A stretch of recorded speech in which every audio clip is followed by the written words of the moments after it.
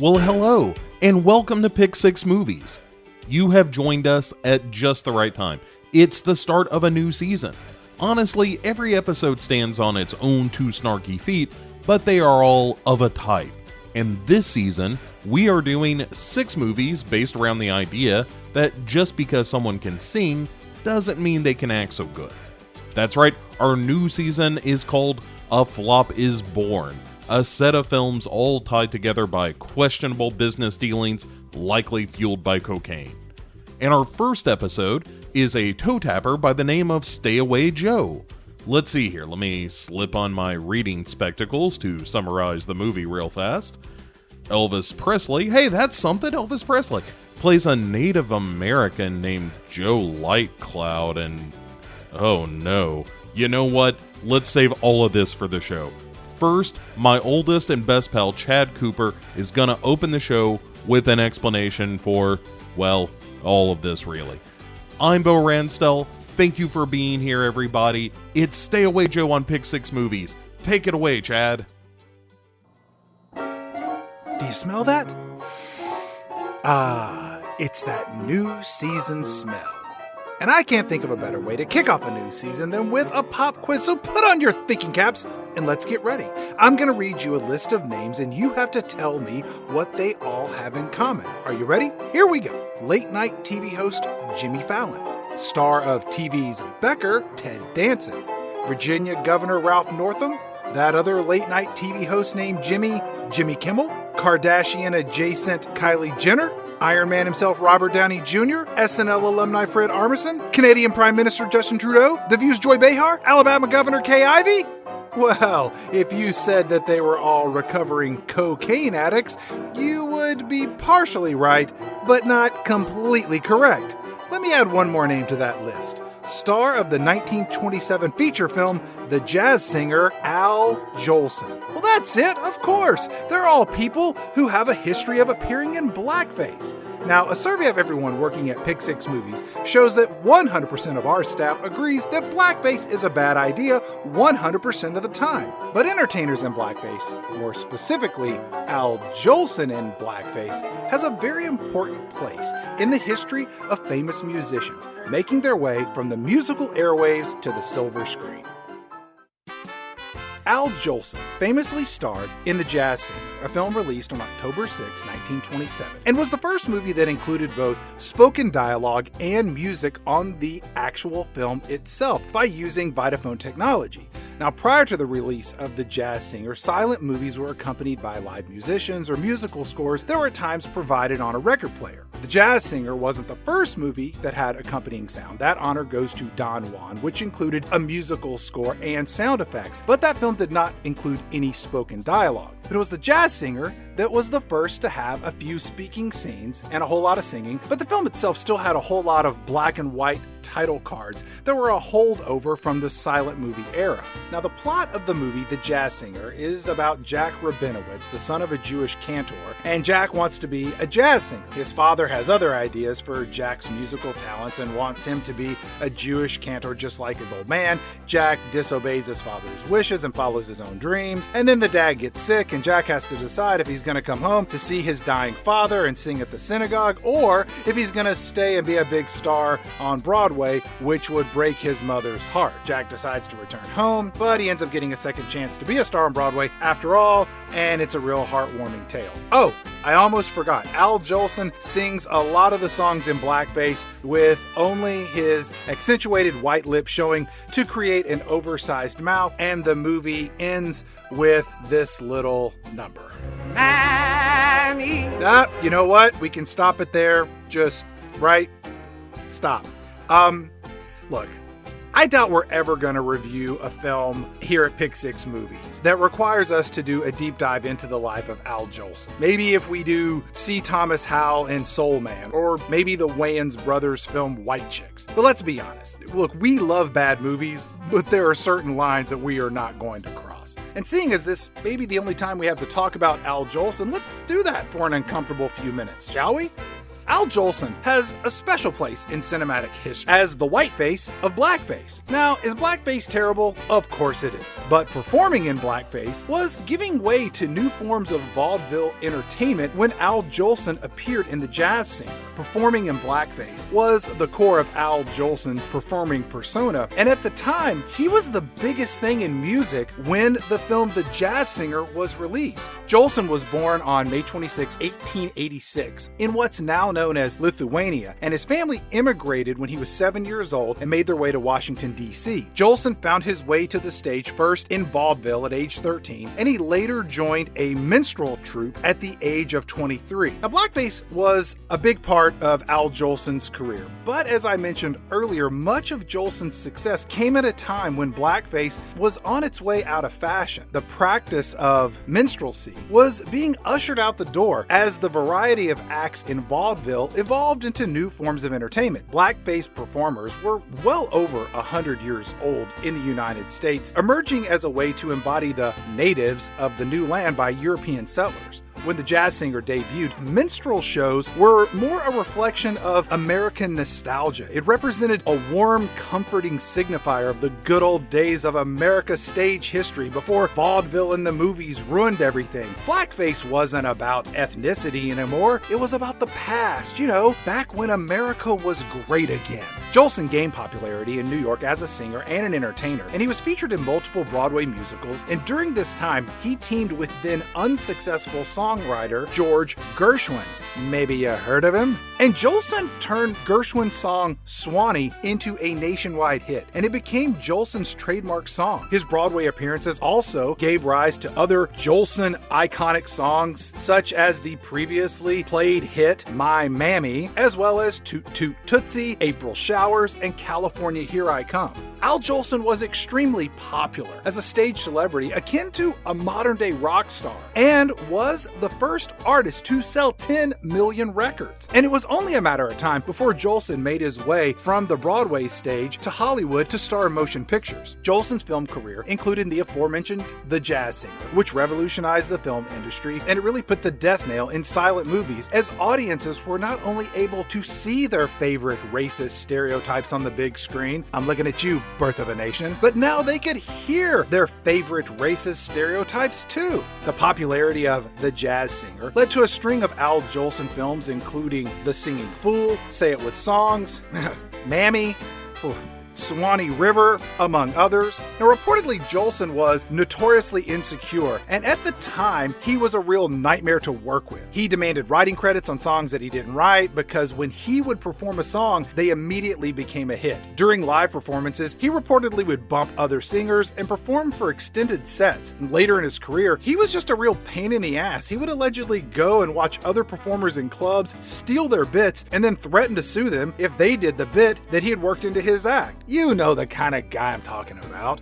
Now, despite being notoriously difficult to work with, Jolson did his part to help out the good old US of A after World War II started. Now, when Pearl Harbor was bombed, Al Jolson shifted his focus to supporting the troops, and he set up some free USO tours to perform for soldiers, especially for those that like songs like Mammy and Sonny Boy. You know the type. And so it was that Al Jolson found himself as the first man to perform for US troops overseas during WW2, doing as many as 4 shows a day, with some of these shows taking place in foxholes or on the side of the road. As long as there were at least 2 soldiers, Al Jolson was singing and dancing, oftentimes in blackface. Now, Jolson died unexpectedly of a heart attack at the age of 64, and it should be noted that he contracted malaria while entertaining the troops, and he had to have a lung removed, and more often than not, he continued to perform in blackface. Yes, Al Jolson's name is synonymous with blackface performances, but his life was more than just that. At his core, Al Jolson was first and foremost an entertainer. He was the most popular singer in the United States at one time. He was praised for his vocal talents that, yes, in their own way, imitated black performers of the day, but his singing talents introduced audiences to new forms of music and created hit songs still widely known today. Al Jolson did his patriotic duty to support the nation during a time of war. Jolson took his singing talents and generated a string of of very popular movies for the silver screen. His celebrity was as big as it gets, with a life cut short due to an unexpected death. Al Jolson's life and legacy mirrors that of another wildly popular singer who made his way into the movies as well, except without all the blackface. Now, the simple fact that you're listening to Pick 6 Movies identifies you as a sophisticated, intelligent, and above-average looking person, if I do say so myself. On top of all that, you strike me as someone with an inquiring mind, and to that end, you've probably wondered which musicians had the most success and fame during their careers. See, I know you. Now, of course, there are certain musicians or musical groups that leap to mind when you think of musical sensations that set a high bar for fame and success. The Beatles, Michael Jackson, Madonna, Prince, Bruce Springsteen, Beyonce, K-pop sensation BTS. It's a difficult question to answer when you're wanting to know who was the biggest and most influential. And like most difficult questions, we should turn to one place for the answer: professional nerds. Two computer scientists, Stephen Scianna and Charles B. Ward, published a book back in 2013 where they ranked the most significant people throughout all of history. They used a complicated quantitative analysis that dum-dums like me don't understand to analyze the historical reputations of entertainers, politicians, scientists, philosophers, authors, and the like by aggregating millions of opinions that they found on the internet. This algorithm not only took into account all available data on each of their notable names, but also predicted how important these people would be 200 years after their death. And you want to guess who was at the top of that list? If you thought, oh Christ, this is a tough one, you're right!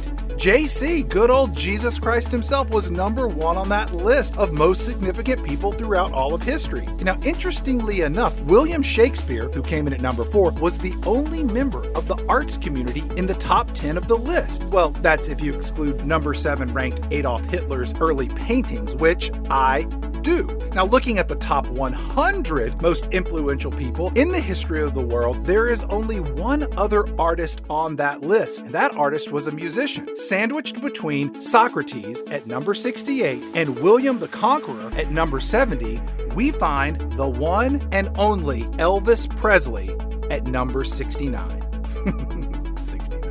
Because Scianna and Ward's list only ranked individuals and not groups, there was no entry for musical groups like the Beatles or other artistic performances like the collective works of Jackass or maybe Blue Man Group. So these two data scientists, with apparently a whole lot of time on their hands, compiled a statistical data analysis for special categories of success and influence that included inductees into the Rock and Roll Hall of Fame. While they crunched the numbers, one group gave Elvis a real run for his money: the Beatles. Elvis Presley had an overall significance rating of 7.1, and the Beatles came in a close second with 6.7. However, it should be noted that the Beatles had a higher fame score of 4.4, with Elvis coming in at 3.6. But Elvis trounced the Fab Four with a gravitas rating of 3.5 over the John, Paul, George, and Ringo ranking of 2.3. Look, he's not called the king of rock and roll for nothing. Now, for some younger listeners, it's difficult to state just how massively popular and culturally influential performers like Elvis Presley and the Beatles and Michael Jackson were at the peak of their fame. And when I think about the impact these performers had on the world around them, I reflect on the wise words spoken by Patrick Stewart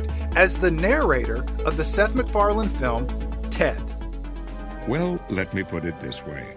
No matter how big a splash you make in this world, whether you're Corey Feldman, Frankie Muniz, Justin Bieber, or a talking teddy bear, eventually nobody gives a shit.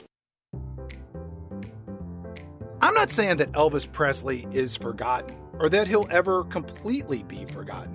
But for those who don't know him or only slightly know of him, it is important to understand just how big his star power was at its peak and why this star power continues to shine decades after his death. Elvis was not just popular, he was innovative, influential, and above all of that, an incredible performer. Elvis didn't invent rock and roll, and by most accounts, he didn't really do anything that was all that original. Much like Al Jolson, Elvis drew influence from performers like Ike Turner, Ray Charles, Big Mama Thornton, Fats Domino, all of which who had success with rock and roll songs at the time. And in case you missed it, all of those performers were black musicians. Rock and roll was initially known as black music and had a limited audience reach. But by the early 1950s, the popularity of rock and roll began to grow. One early reference to the phrase rock and roll was from Bill Ward and the Dominoes song 60-Minute Man that included the following lyrics. Look at here, girls, I'm telling you now. They call me Lovin' Dan. I rock 'em, roll 'em all night long. I'm a 60-minute man.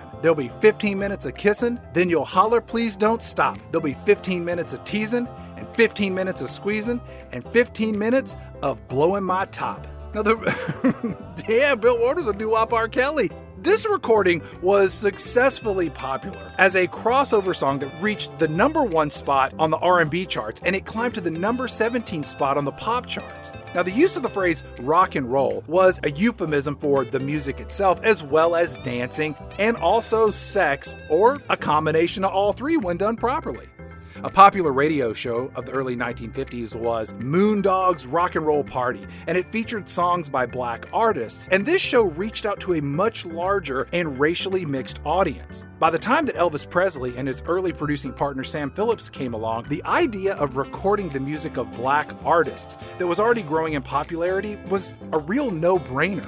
Elvis Presley didn't invent rock and roll, he just launched a career that embraced rock and roll's rising popularity across black and white audiences.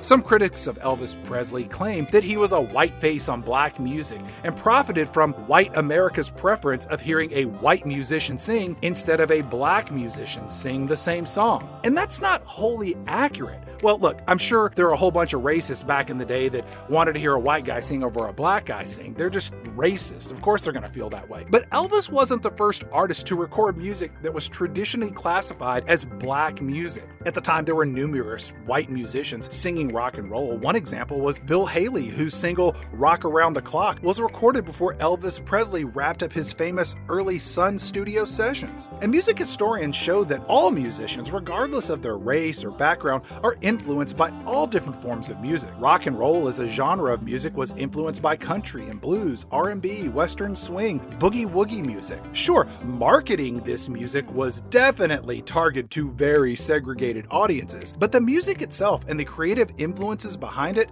most certainly were not. If Elvis Presley didn't invent rock and roll, and Elvis Presley wasn't the first white guy to perform rock and roll, and Elvis Presley didn't single-handedly make rock and roll popular with white kids across America, then what exactly did Elvis Presley do to achieve the title King of Rock and Roll? Well, as Noah Blarsky points out in his 2014 article over in The Atlantic, Elvis was the king of rock and roll because he was the king of rock and roll. It's tautological in nature because that's kind of how things like this work. Elvis was white, he was handsome, he was in the right place at the right time, and he generated unprecedented popularity. But why Elvis Presley? There's no real way to explain it other than, well, Elvis was Elvis. Honestly, it could have been Buddy Holly or Bill Haley or some other white guy who captured America's imagination when it came to the popularity of rock and roll. Think about today's musicians. Why is Ariana Grande so popular? Justin Bieber, Bad Bunny, the Lumineers. Why do these performers rise to the top of their musical genres over other arguably equally talented musicians and singers? They're popular because they're popular. In the case of Elvis Presley, it was a combination of a few things that elevated him to superstardom. Sure, he was a white guy singing black music, but he also capitalized on a scandalous sexuality that made teenage girls scream with delight while their mothers and fathers stood by watching shocked and appalled as he swiveled his hips and sneered with disdain. Elvis was as black as possible to reflect the musical trends at the time, but he was as white as possible to make him acceptable to the largest audience he could find. Elvis was iconic, and he helped to create a career path to allow other successful pop stars transition into movie stars, a path that was originally tread by Al Jolson. Mick Jagger, Madonna, Eminem, Will Smith, Queen Latifah, Jennifer Lopez, Miley Cyrus. These are just a few people that have made this transition from singer to silver screen, but none of them have been able to accomplish anything close to what Elvis Presley did. At the start of his career, on January 27, 1956, Elvis Presley released his first single, Heartbreak Hotel. This provided Elvis his national breakthrough as a singer. His reputation as a performer on stage was already growing, and a couple of months after the release of this single, on March March 23, 1956, Elvis released his first album, the self-titled Elvis Presley. Now, just 6 months later, on September 9, 1956, Elvis Presley appeared on The Ed Sullivan Show and was seen by approximately 60 million viewers, which accounted for almost 83% of the television audience. That is hard to imagine by today's standards. Elvis's live shows grew in popularity and became famous for the explosive emotional response from the mostly female audience members. Elvis would start out with the opening line of Hound Dog, and the female audience came unglued. You ain't nothing but you ain't nothing but a hound dog. Well, you ain't never gonna learn how you ain't no friend. There were riots at his live shows. One concert at the Mississippi Alabama Fair and Dairy Show required the addition of National Guard troops to an already heavy police presence to ensure that nobody got hurt. 7 months after the release of that first single, in March, the following October, in 1956, Elvis Presley released his second album, which went straight to #1. And then, one short month after that, Elvis Presley appeared in the film Love Me Tender, starring Richard Egan, Deborah Paget, and the movie-going audiences were introduced to Elvis Presley on the big screen. This was the one and only time that Elvis did not receive top billing for his movie.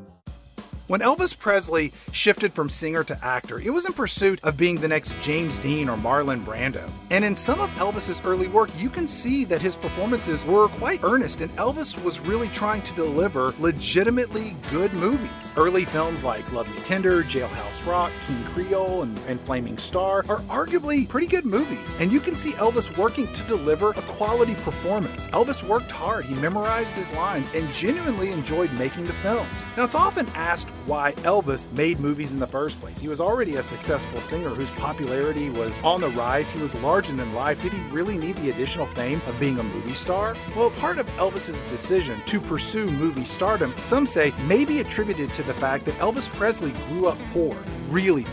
And making money, a lot of money, was always a factor to be considered in his career decisions. So when the success of the hokey and hastily thrown together film Blue Hawaii landed in theaters in 1961, Elvis decided he didn't need to work that hard to please audiences and to get the same payday. Just crank out campy, formulaic movies for an easy paycheck. Elvis didn't have to work that hard. He got paid handsomely and honestly didn't really care. Elvis got paid the same whether he worked hard and produced a quality product as he did when he just phoned it in. And after the release of Blue Hawaii, Elvis just cranked out cheap movies that were made fast, and they had extravagantly ridiculous plots. Elvis as an actor trapped in a harem, Elvis as a tuna boat captain, Elvis as a race car driver, Elvis as a doctor working with nuns and orphans, Elvis as a singing trapeze artist who has vertigo.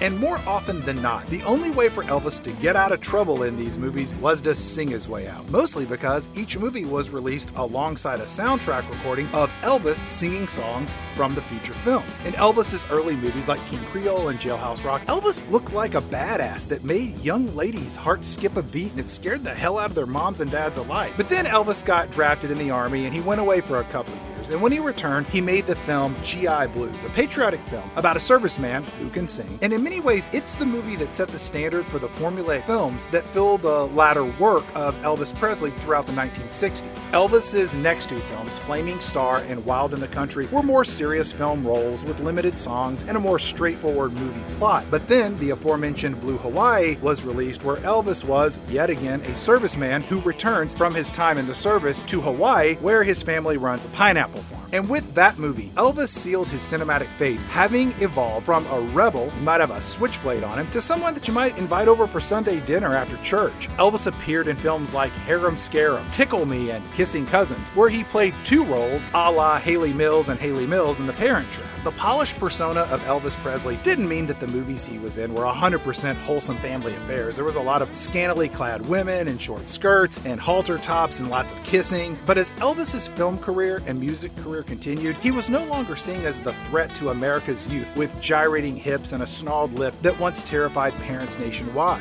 Elvis found himself face to face with the counterculture of the 1960s.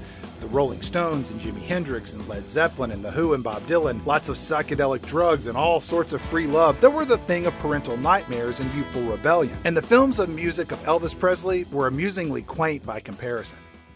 The subject of this particular episode of Pick 6 Movies is the Elvis Presley film Stay Away Joe, which features Elvis as a Native American rodeo rider who returns home to his reservation and a bunch of hijinks ensue. Now, Elvis got paid $850,000 for his performance and 40% of the profits. Holy shit. Wow. He was in it for the money. Now, in the film, Burgess Meredith plays Elvis's Native American dad. Yeah, that's the same Burgess Meredith who was Rocky Balboa's trainer in the first 3 Rocky movies. And I know what you're thinking. Isn't Burgess Meredith a white guy? And in this movie, he's playing a Native American? Yes, and yes. We'll address all of that when Bo shows up. Now, there are a bunch of other character actors in the film, filling out the rest of the cast, most of which you don't recognize, or maybe you do. The screenplay of the movie was adapted from a failed Broadway musical called Whoop Up, so this movie wasn't really completely all that original.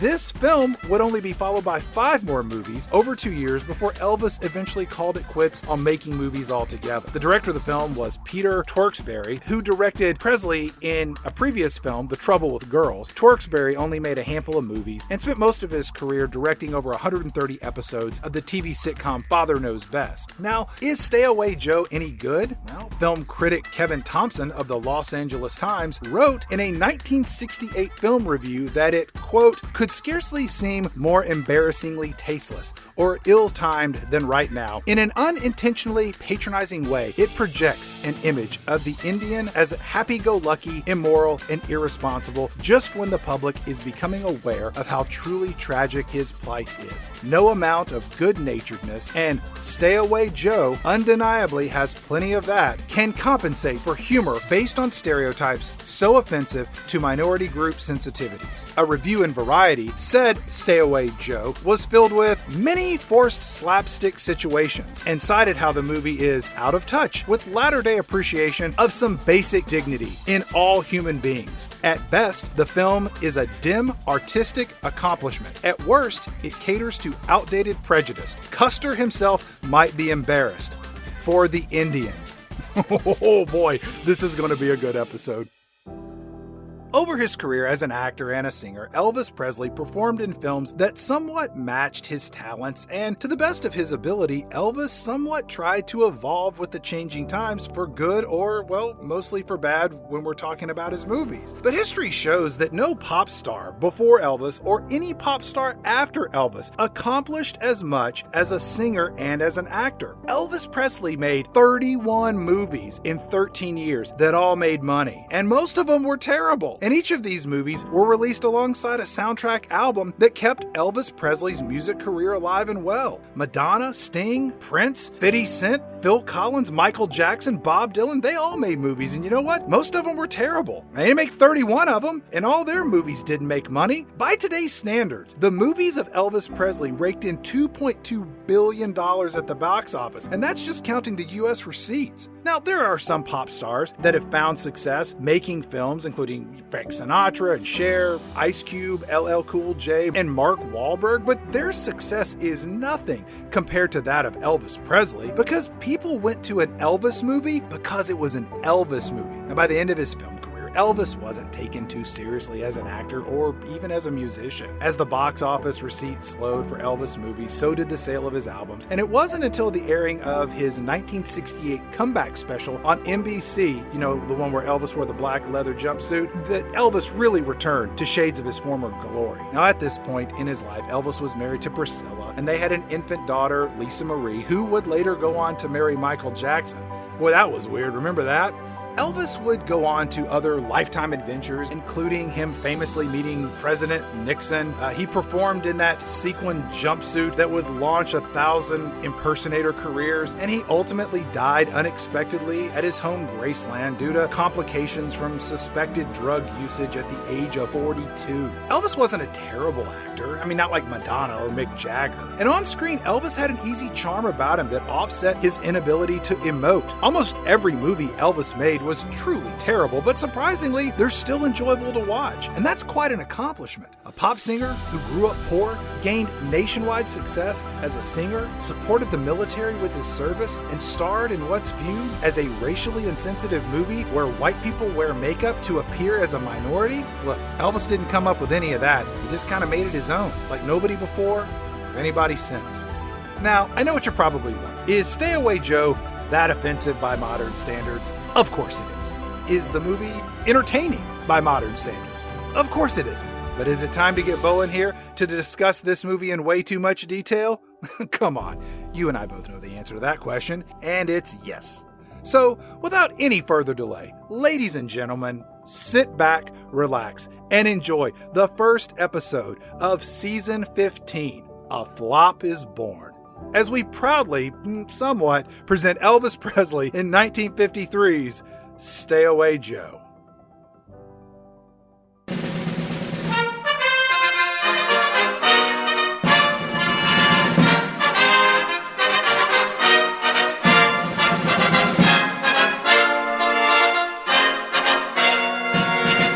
And welcome to Pick Six Movies. I am Chad Cooper, and as always, I am joined by my lifelong Cleveland Indians and Washington Redskins superfan, Mr. Bo Ransdell. Bo, how are you doing tonight? Oh my God. What is this?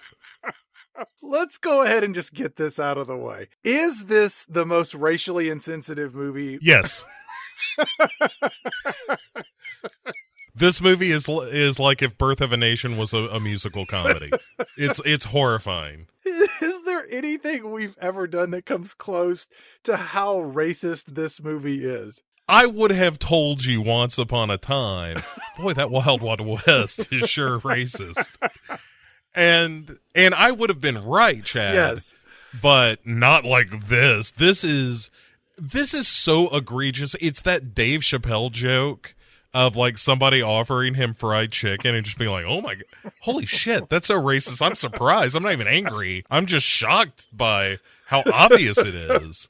And that's kind of the feeling through the whole movie is just like, wow, there isn't a single scene in this film that is not outrageous, either with the brown face or substituting like Indonesian actresses for Native Americans, or the shiftless and drunken behavior. If this movie were about African Americans, like Disney Plus would have pulled it. It's that level of just outrageous racism. So yes, that is baked in with this movie. Hey, spoilers, can we recommend this movie? Fuck no. This is racist as shit. When we proposed this season and we kicked around what musicians, which, by the way, welcome to season 15. When we talked about doing an Elvis movie, I was like, I would love to do an Elvis movie. And I looked through the catalog of Elvis movies because I realized, well, I've never seen an Elvis movie beginning to end. I've seen pieces of Jailhouse Rock, and I've seen clips of Blue Hawaiian, but I never watched one beginning to end. As I went through and read the descriptions, and I got to Elvis Presley plays a Native American bull rider, I'm like, well, this is good. And then it was followed by his father, parentheses, Burgess Meredith. And I was like, I'm done. This is what we're doing. We both signed off on this. This wasn't like, I don't want to put this in your lap and say, how dare you, Chad? I didn't make the movie. Well, and also our eyes got a little bigger than our stomachs on this one. We thought this is outrageous, but it's outrageous in a way that's like, oh, how hilarious is that, right? Elvis playing a Native American bull rider. That's going to be just the nuttiest. And you're just not prepared, or at least I wasn't, for just the blatant racism of the behavior of these characters and how they're treated by other people, and the production design is racist, and the music and like the music stings are just like, oh God, make all this stop. Like, it's bad enough that we had to endure Kevin Costner in Dances with Wolves, but that this somehow is worse. I am of a different point of view. I 100% recommend this movie. It costs $2 over on Amazon to rent it. And look, if I don't do my part to support that company, they may not be around in 6 months, Bo. I recommend it not because it's good, because it clearly isn't. The level of jaw-dropping racism in this film, we cannot do it justice. And it's unapologetic about it. It has no idea that it's racist. It's like it was completely made by a bunch of your uncles. Yeah, 100%. Like this came out in 1968, Chad. 1968. This is like 4 years after the Civil Rights Act. This is the same year as the Native American Civil Rights Act or the Indian Civil Rights Act, where they got like the Bill of Rights applied to Native Americans in this country. It was a year of civil rights, not just a year, the whole decade up to that point had been about civil rights and recognizing other cultures and minorities, and we're a few years away from fucking Marlon Brando not even showing up at the Oscars to have a Native American come out and accept an Oscar on stage in protest. Oh my God. And this movie is in the same like chronological ballpark. The review that you mentioned in the introduction of being so ridiculously tone deaf, that's what it is, because it thinks it's being kind of fun and silly and goofy, and the whole time you're just like, what are you doing? It's jaw-dropping, as you said, and it's the first movie that I've ever rented that came with the disclaimer at the beginning to let me, the viewer, know that this movie is rated PG for violence, sexual content, drug use, foul language, and brown face. Oh, I didn't even see that. Oh my God. I didn't realize that was a thing you could change a rating for. It was rated PG by the Motion Picture Association of America, giving it the same rating as Disney's Frozen and the original Poltergeist. Yeah, it's closer to Poltergeist. This movie is about 10% singing, 30% montages, 15% wrestling, and 100% racist. Yeah, that's right. I don't know if that adds up, but probably. There's no plot that I can really identify. And the whole movie just feels like a bunch of B and C plots strung together to make a feature film. I'm of two minds about this movie, Chad. Like, I'm really torn. Because on the one hand, I think you understand my point of view at this point, that this movie is mind-bogglingly racist. Yeah. On the other hand, I, like you, had never seen a movie that starred Elvis Presley before. Uh-huh. There are moments I'm watching this Goebbels-level piece of propaganda, and at the same time, I'm like, you know what? He has got it. I don't know what it is, but he's got it. Absolutely. I felt like watching this movie. It was like you were at an improv comedy show, and the performers on stage are like, all right, everybody, all right, we need a famous celebrity. Who names about somebody famous? Elvis.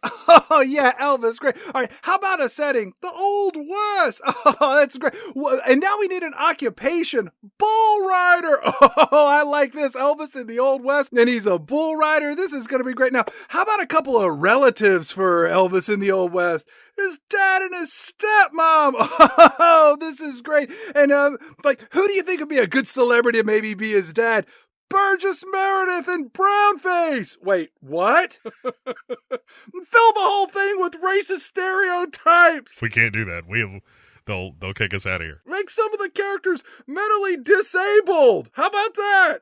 The hell is... Do it enough to where it's not noticeable at first, but try to make it funny. Do that thing we just said. I asked for a holiday. All of that happens in this movie. Oh my God. Yeah. Let's jump into this thing, because I do think there's a bit of a plot, which is maybe like at some point you become sort of snowblind to the racism, because the plot's super racist too. Don't even worry about it. Our movie starts off and we get Elvis Presley in Stay Away Joe, which I don't know why this movie is called Stay Away Joe at all. It's not because he causes trouble everywhere he goes. I mean, in this movie, he does destroy the relationships between every single character. And fucks the rest of them.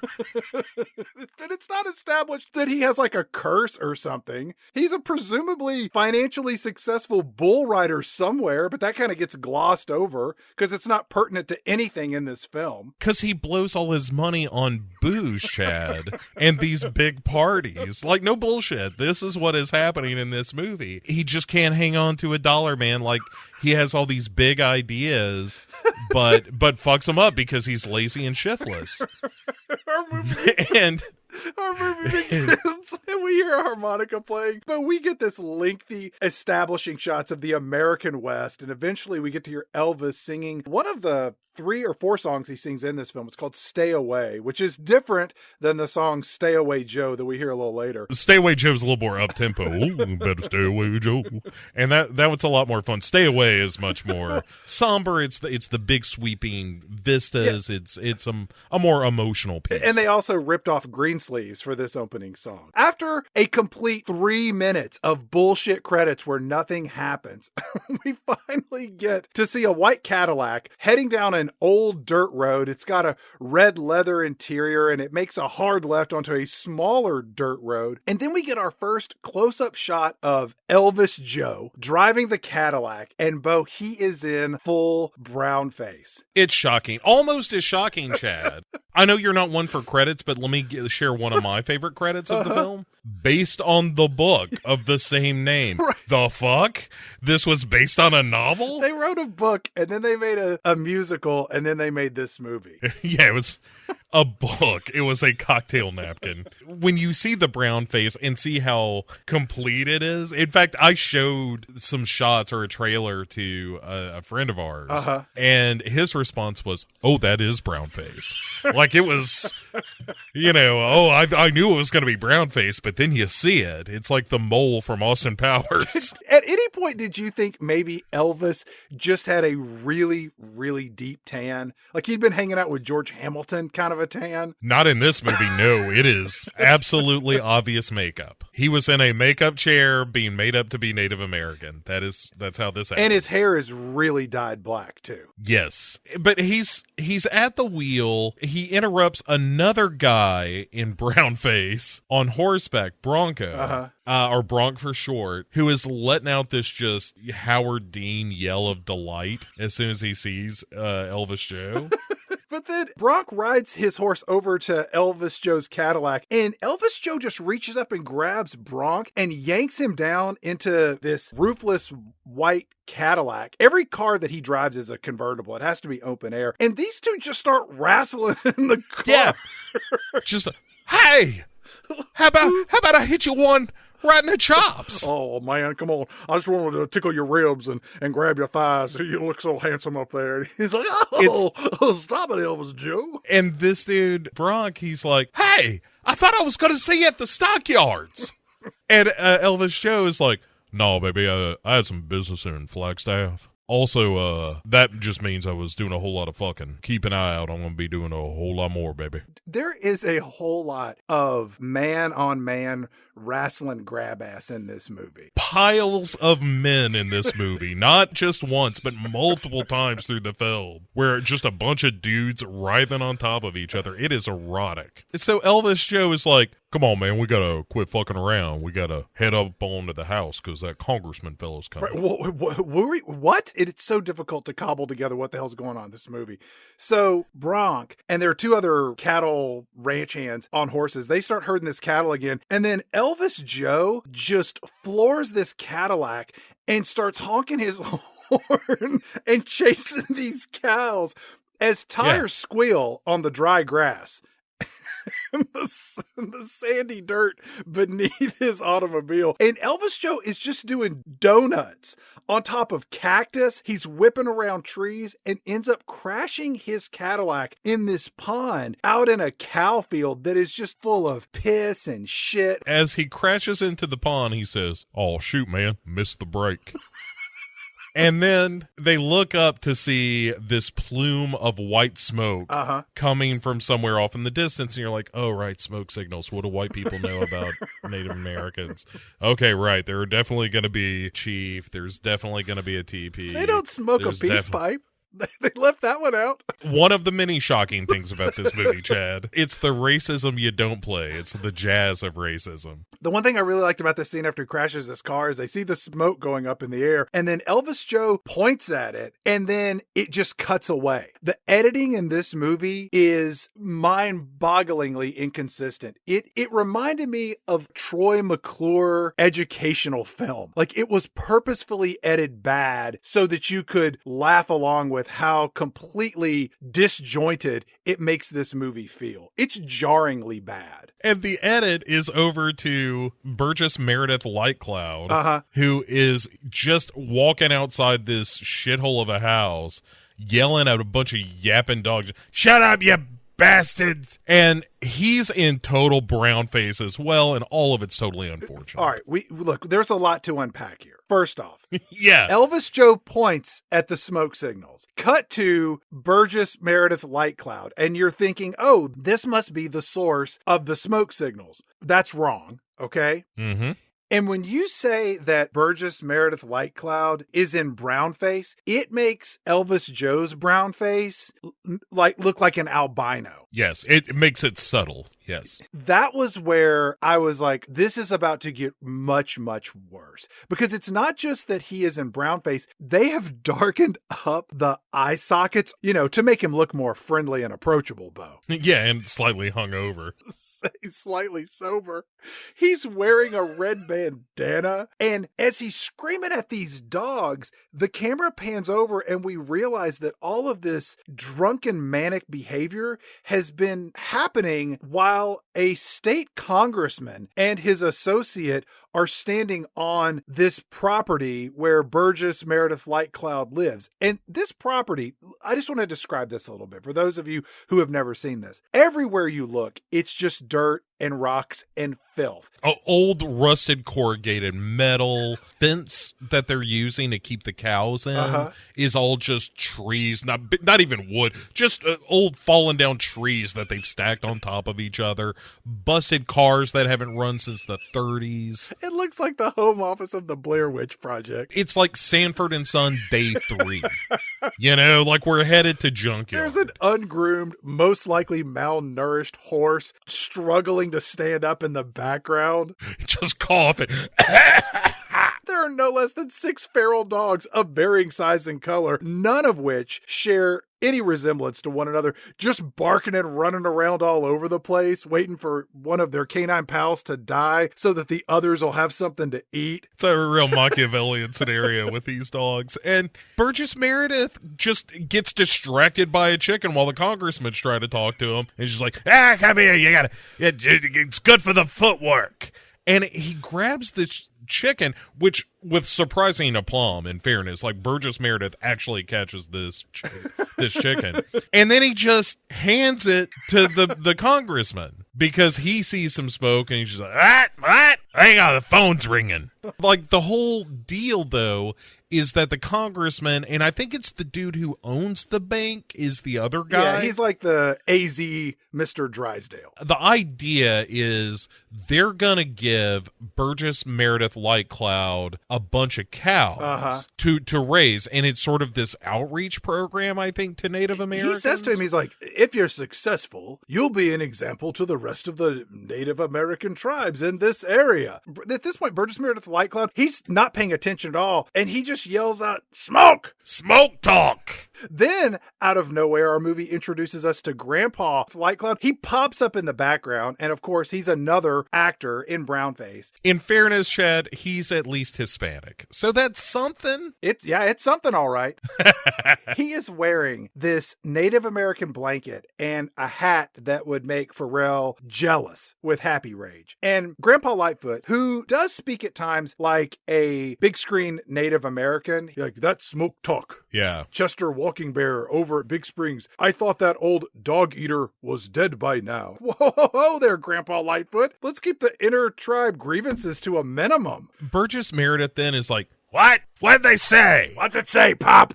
Can't read your own language. Anyway, it say, get ready for big whoop up. Watch your squaws. Elvis Joe coming home. Is that the Native American equivalent of hide your kids, hide your wife, hide your husband? Elvis Joe's coming back. He's going to tap anything with 2 legs. I love the fact that they're just like, look, we can't have another syphilis outbreak in this area. First of all, at least one of the characters in this movie is too young. Also, it's gonna eat up the entire tribe. Burgess Meredith Lightfoot, he gets really excited about this news and he's like, Elvis Joe is coming back to town. Elvis Joe is coming back to town. So naturally, Burgess Meredith Lightcloud just starts chasing more chickens around in the dirt. Yeah, he's looking around also for Annie. Annie, where are you? Oh, goddamn, we never around when you... Annie! The congressman here says, Burgess Meredith Lightcloud, look, the reason Elvis Joe has come back is because he was the one who suggested that I, the congressman, could you please stop chasing that chicken for a moment? I'm trying to give you exposition of what little plot is in this. I'm with you. All right, go ahead. Speak your piece. Look, it is politically advantageous to me, the congressman, if look at that one. You please stop chasing your dogs. And that one's in heat. The others keep trying to hump it. I gotta kick them off with the back of my heel. Go ahead. You got my full attention. If you will raise cattle out here in the middle of nowhere and you succeed, it will spread to the other. Why are you following that bony horse around, sir? I really need you to... He doesn't get out much. When he starts walking somewhere, you follow. Huh? It's an event. You want to come? All right, look, I need you to raise cattle. I'm going to leave the movie for a very long time because I've done everything that I need to do here to get the plot of this film up and running. Yeah, I'll raise big fat cows. And when people come here, I'll show them the fat cows and the calves. And then they say, where'd you get them? And I'll say, from my congressman. And you know what? He gave me these cows to prove that the Indian can be a hard-working American citizen and not a lazy bum like some of the white men think. That is actual dialogue from this film. Yeah, lazy good-for-nothings is how that is phrased. Jesus, I mean, that just tells you up front, like, this is how we are racist. Horrifying beliefs about the Native American people, the subject of this film. It's a real something. And then the congressman is like, yeah, you got any questions, talk to, Mr. Drysdale here. Good luck, Burgess Meredith Lightcloud. Grandpa Lightcloud, who's a real Statler and Waldorf in this movie. He's just like, yeah, he'll need it. It's like, oh, Jesus, come on, Grandpa. How about you get on board a little bit? This is a real opportunity. As they're leaving, they're like, hey, we got to keep this deal quiet. But there's no way that's going to happen because by sundown, there'll be more Native Americans here than Little Bighorn, is what they say. And then drive off. Yeah. And as they're driving, this late Model T Ford comes heading down the same road and it runs the congressman's car off the road into the brush, but nobody gets killed. There is more tire squealing. And Annie, who is driving this, is just, because she's a fiery Spanish pepper in this movie. Her ancestry is that one of her parents was Mexican and the other one was a Native American. That's what they say. Yes. So Annie Lightcloud, she shows up and she's the wife of Burgess Meredith Lightcloud. And I'm guessing that she is the second wife of Burgess Meredith Lightcloud because Elvis Joe is not her son. And then is the daughter Mary Annie's daughter? So she and Elvis are not full brother-sister. Oh, no. And I kept expecting them to fuck in this movie. I did too, but they don't. Of all the brown-faced actors in this movie, she's not even close. You're talking about Annie or Mary, the daughter? Mary. Yeah, she's not close at all. She looks like Mary Tyler Moore more than anybody else, yeah.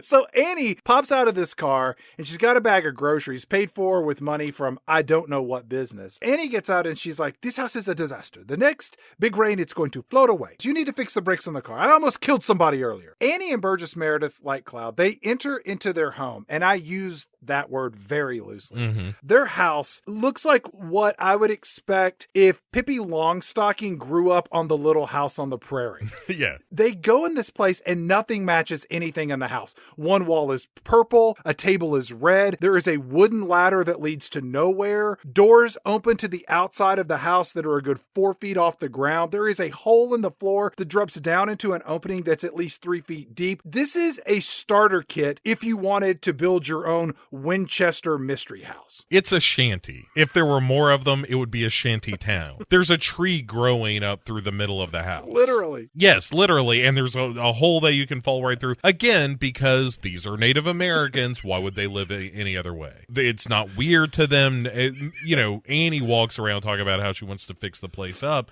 but that's never going to happen because Burgess Meredith Lightcloud is just like, I'm just going to get drunk, Annie. Which is what he does the whole movie. Yeah. Yeah. He is half lit the entire film. But he's trying to tell her about the cows. He's like, Annie, I got something to tell you. Shut your pie hole for 2 seconds. I got a cow story. She's just bitching about how the house is falling apart. During this back and forth, she scoops up a pan of feed for the chickens outside, and she also grabs a phone book. And I'm like, do they have a telephone? But they don't. She just takes it outside and throws it on the ground next to the outhouse so that people can wipe their asses with the pages of the phone book after they shit in this wooden box. Because that's how they live. Then Grandpa, who is either asleep or drunk on the porch, cracks an eye just to say, legend of the wicked stepmother is true. Scorpion Squash should work more and talk less. Yeah. She says, watch it, old man. I'll bury you in that filthy blanket of yours into happy hunting ground. Yeah. That's a little pepper 1-2 punch of racism that you're not expecting. And it kind of taters you for a second. Oh, yeah. Oh, wow. Oh, my God. It came fast. About this time, Bronk, the guy who wrestled Elvis earlier in the movie, he shows up on his horse and he's a hooping and a hollering. Hey, open up the gate. Here comes Joe. Burgess Meredith Life Cloud. You got to go over there and take that rickety pile of wood and open it up and get that old horse out of there. Elvis Joe's coming with a bunch of cows. Hey, did you see that truck? It's got girls falling off it. You got to go back and pick them up, Joe. They'll never make it on their own. So all these cows come rolling in, and there is a parade of trucks and cars that are following, and it is covered with all types of people. Parents, children, boys, girls, men, women. They're honking their horns. They're hooping and a hollering. They're just hanging off the sides of these vehicles, all headed up towards the Light Cloud shanty. It's very chaotic. And all the vehicles look like they're from Havana. They're all just like falling apart, held together by spit and baling wire and primer colored doors and shit. And Burgess Meredith Lightcloud, as this is coming up, this Field of Dreams caravan of partiers is on its way. He's trying to lasso this horse. Hey, come here, you goddamn horse. And it just runs out and he just gives up. He just gives up. The pen that they're going to put these 20 cows in is clearly made for one very sickly horse. Yeah. It cannot hold 20 cows.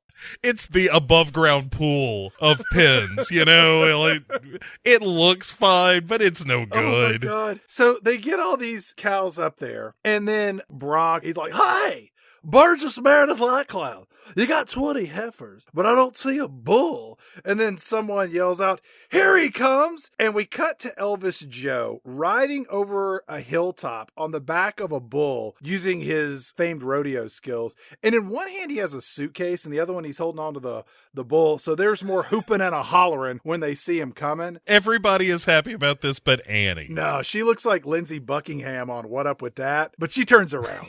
Yeah. She went for a second, and then she kind of gets all stone-faced again. Grandpa Lightfoot, during this whole situation, he's really indifferent, and his character doesn't matter at all in this movie. He adds nothing. There's a lot of things in this that I don't understand why it's there, but he is at the top of that list. Well, right after all the racism. Number 1, of course, racism. Number 2, all the children of the world joining hands.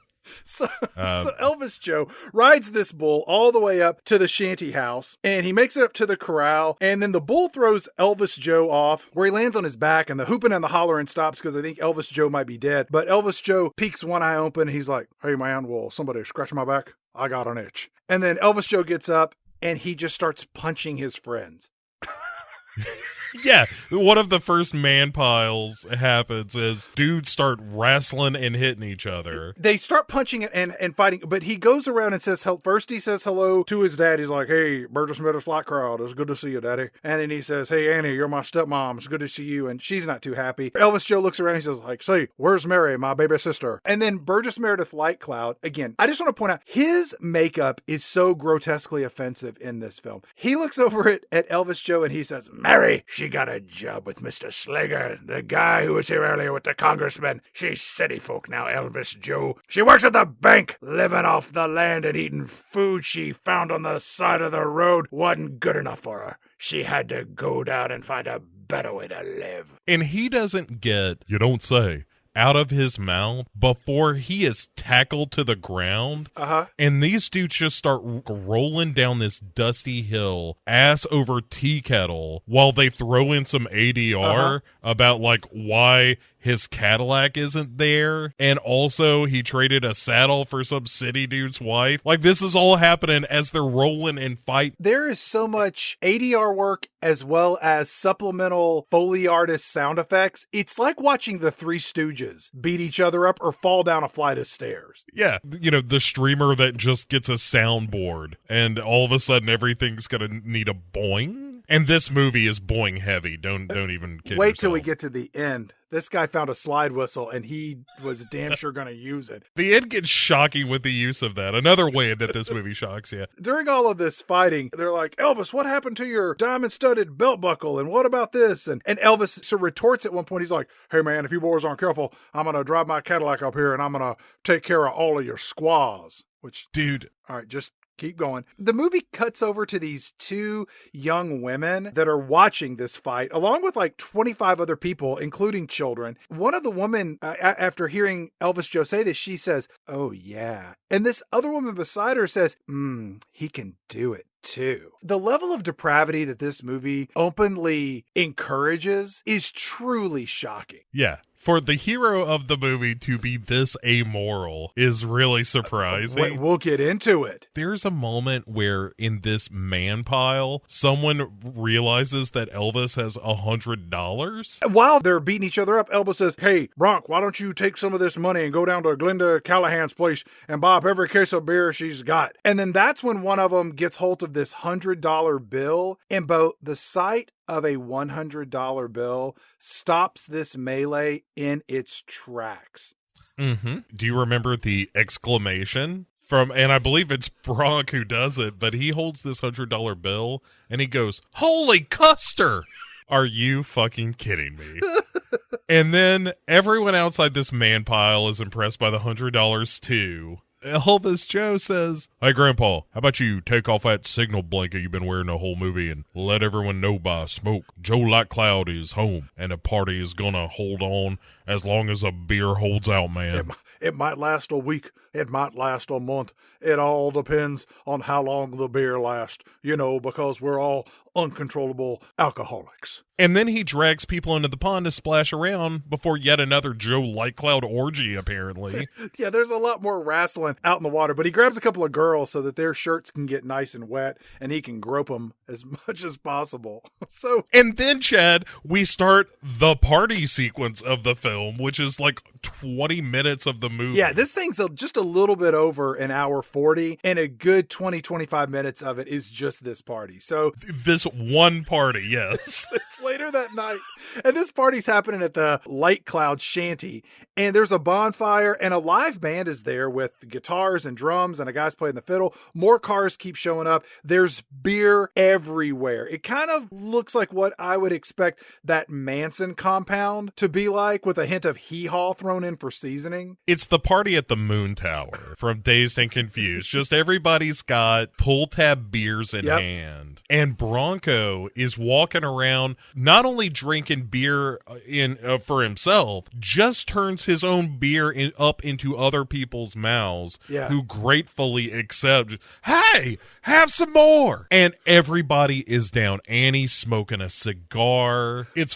fucking chaos. In the house, it's packed with people dancing, and Burgess Meredith Lightcloud is completely drunk, and he drops his beer that rolls on the floor, so he crawls around on his hands and his knees looking for his missing beer can, and as he's making his way through all of the dancing legs in the house, he just starts looking up skirts and checking out the asses of the women dancing. Yeah. And finally, Bronk finds Elvis Joe kissing some girl. Bronk is like, hey, Joe, how about you sing us a song? And he's like, oh, no, man. I'm just here to, kiss a few girls. You know how it is, man. And he's like, no, Joe, you gotta. And so he does. A little number. When you hear it, you're like, oh, my toe's tapping a little. It's making me forget about all of the vile racism. Until he starts throwing dice and grabbing chickens outside and throwing one around just to be mean to it. He pops out of the outhouse at one point, and it's nuts, man. The best part of this whole scene is watching Burgess Meredith Lightcloud dance around like a drunken maniac. He looks like Navin Johnson dancing. He's offbeat because he's so drunk. Yeah. Did you see that all the dogs were hiding under the porch? They know how this game is played. Everyone here is hammered. They're going to get fed beer or fuck. As this song is going on, we also see that Mary, the half-sister to Elvis Joe, is there with her white boyfriend, Lorne, who doesn't seem to notice that she is incredibly white also. And she's like, hey, Lorne, I just want to take you to meet the rest of the tribe. Golly, that'll be fun. I like that during this whole party, Lorne looks like an anthropologist dropped into a culture that he didn't know existed. He's just dumbstruck and amused and baffled and curious. Yes, I think the anthropological thing is probably the right way to see his character, because he clearly looks down on these people, and so does his mother. But there's this whole conversation through the film about like, Mary, my mother and I aren't like that. We're not outwardly racist. Sure, we look down on you and think how you and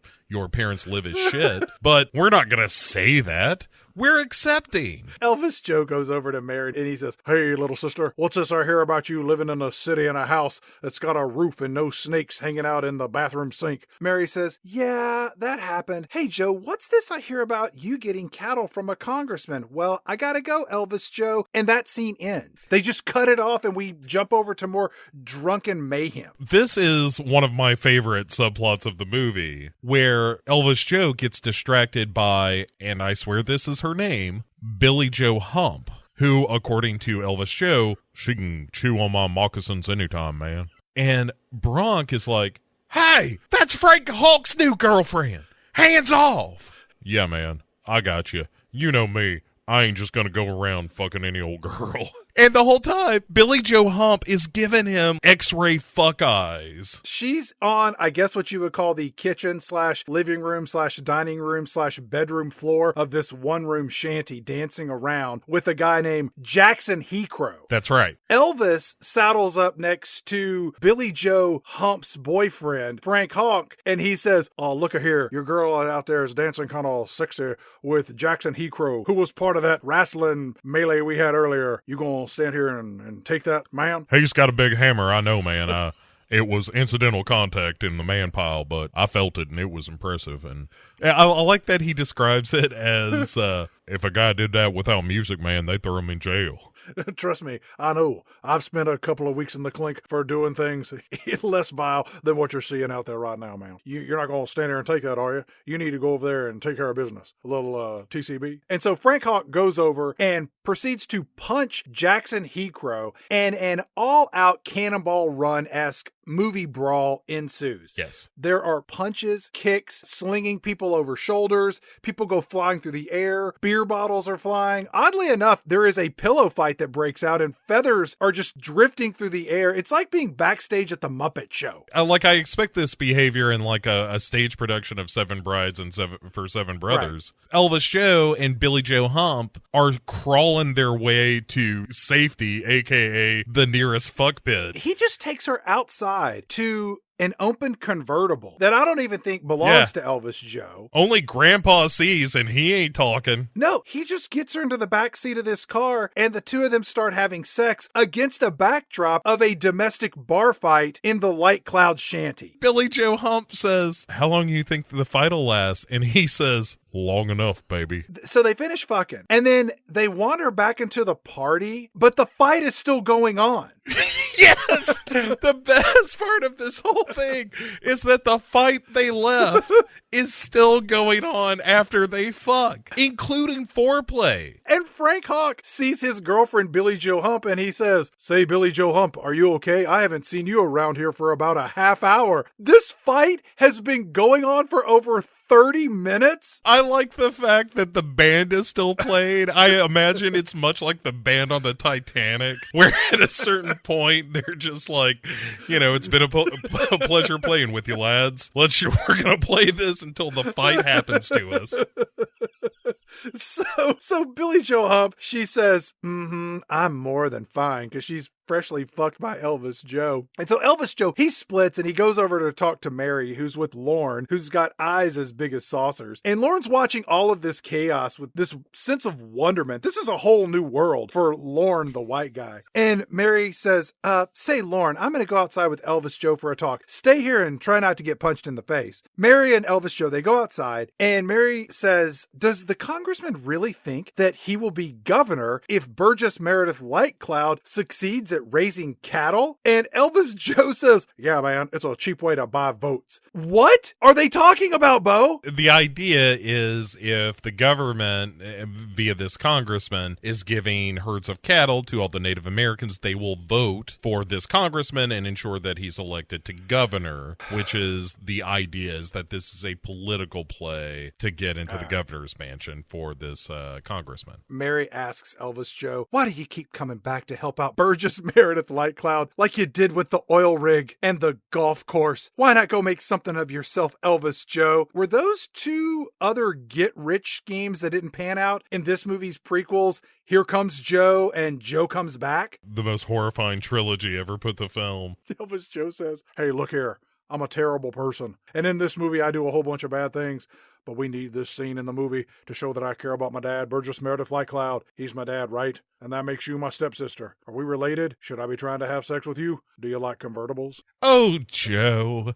And then she says, look, I've got to save a certain white man from all you Native Americans. Well, it's been fun catching up, Joe. I'm going to head on inside, maybe get myself a wine cooler. She says, I got to go save a white man from being scalped by the Indians.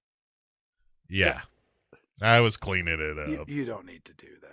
So we then get a scene with Annie, who has now built herself a hot bathtub in the front yard of this house. And it's a big metal tub with a fire pit under it. And she is naked in the middle of the night, smoking a cigar, taking a bath while this fight is still happening in the house. And Burgess Meredith Lightcloud is drunk, sitting on a truck bed, staring at his wife. And I swear his face has gotten even darker in this scene. Yeah. And it's not only creepy that all this is happening, Grandpa Lightcloud is sitting nearby watching his daughter-in-law, this middle-aged woman, bathing, and he's giving her shit about being the demon shame of the Lightcloud tribe. He calls her a half-breed, which is always fun. It reminds me of a great Cher song. Elvis Joe comes over to get an eyeful of his naked stepmom. He's like, hey, what's going on here? Why don't you get out of that water and feed these partygoers? This all begins because Bronco wanders out saying, and I quote,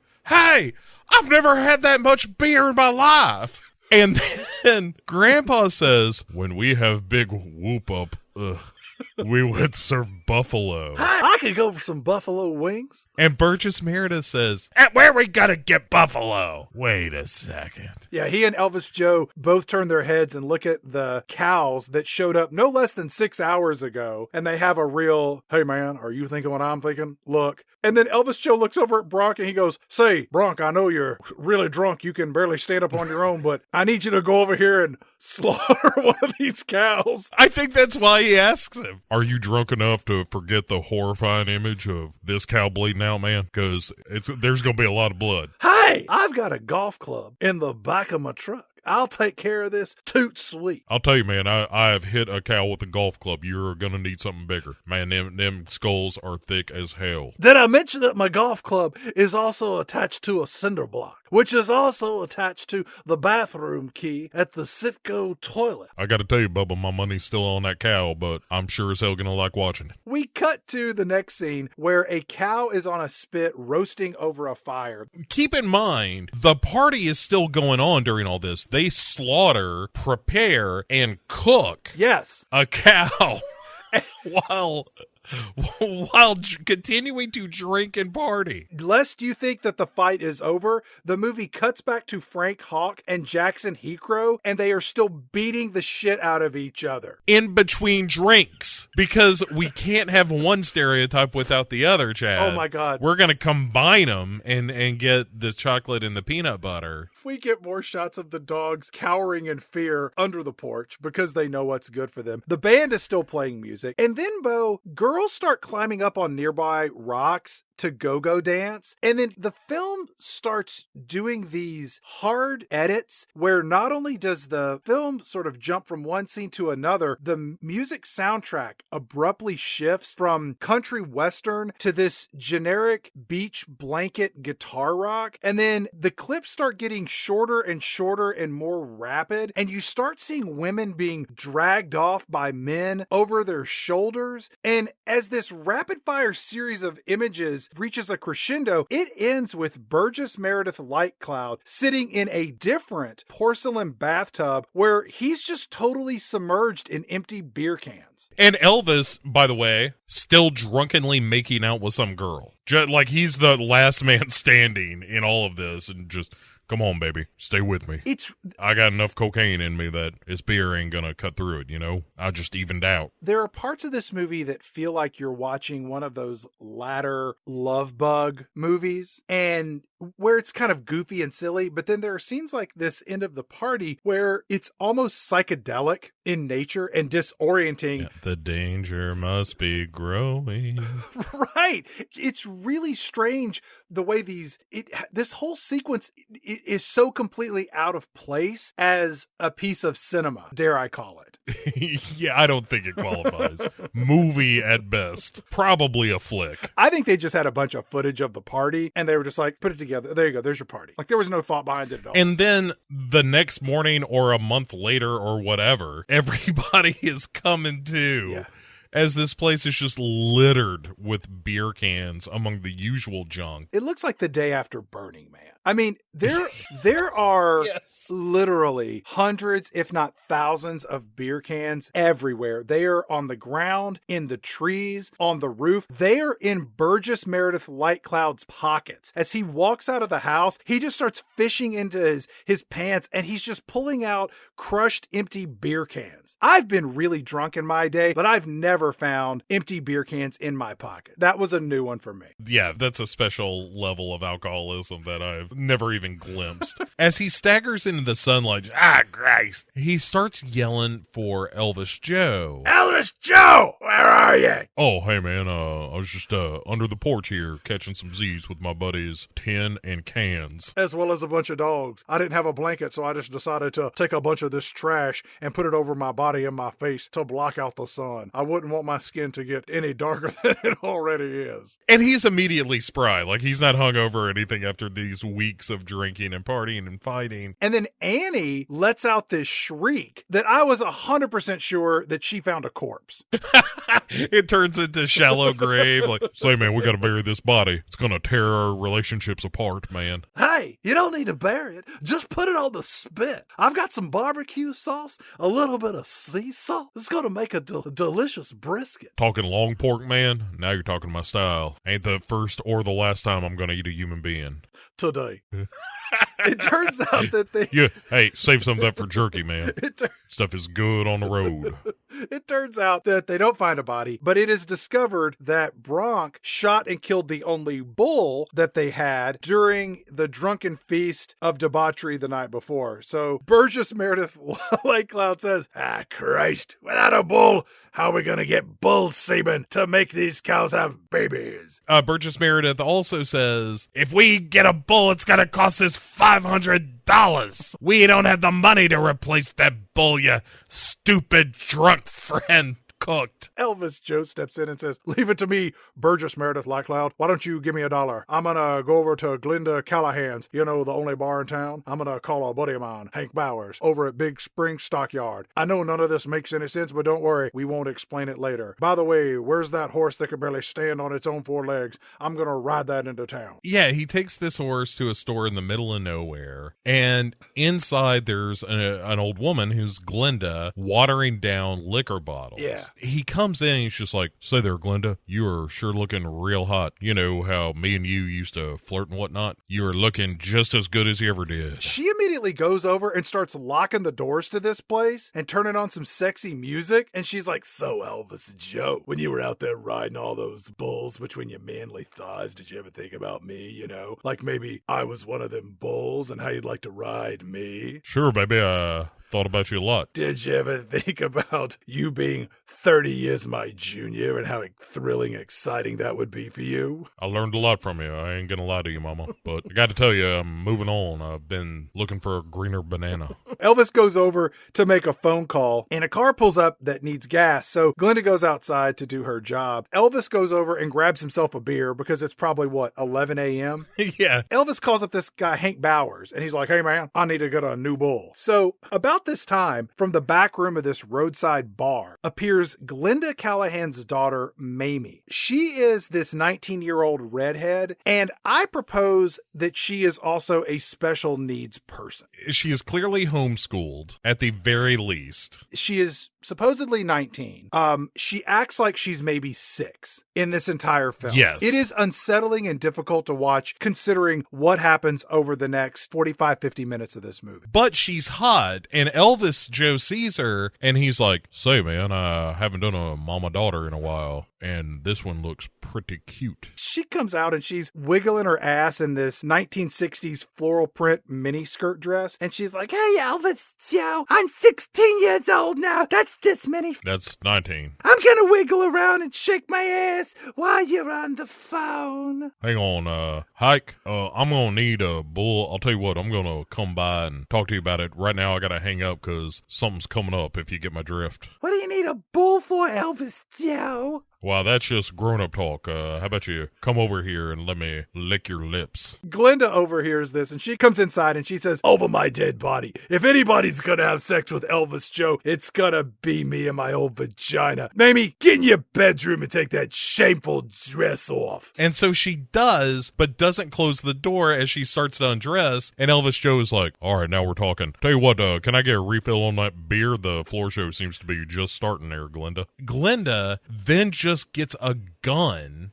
She gets a shotgun. Yeah, and starts shooing Joe off with a bullet at his feet. Yeah. And the whole time, Elvis Joe's like, boy, that Mamie sure did grow up on us, huh? You know what I'm saying there, Glinda? I mean, got quite a wreck. Look, Elvis, the next time I'm not going to aim so low. And what I mean by that is I'm going to shoot your dick off, all right? After he takes off, and this is kind of evidence to your theory, Glinda goes back inside where Mamie is hugging a teddy bear. Uh-huh. And is like, oh, Mom, how come I can't fool around with Joe? And you're like, how old are you? I'm this many. My diaper needs changing. Glinda says, don't you even want to be good?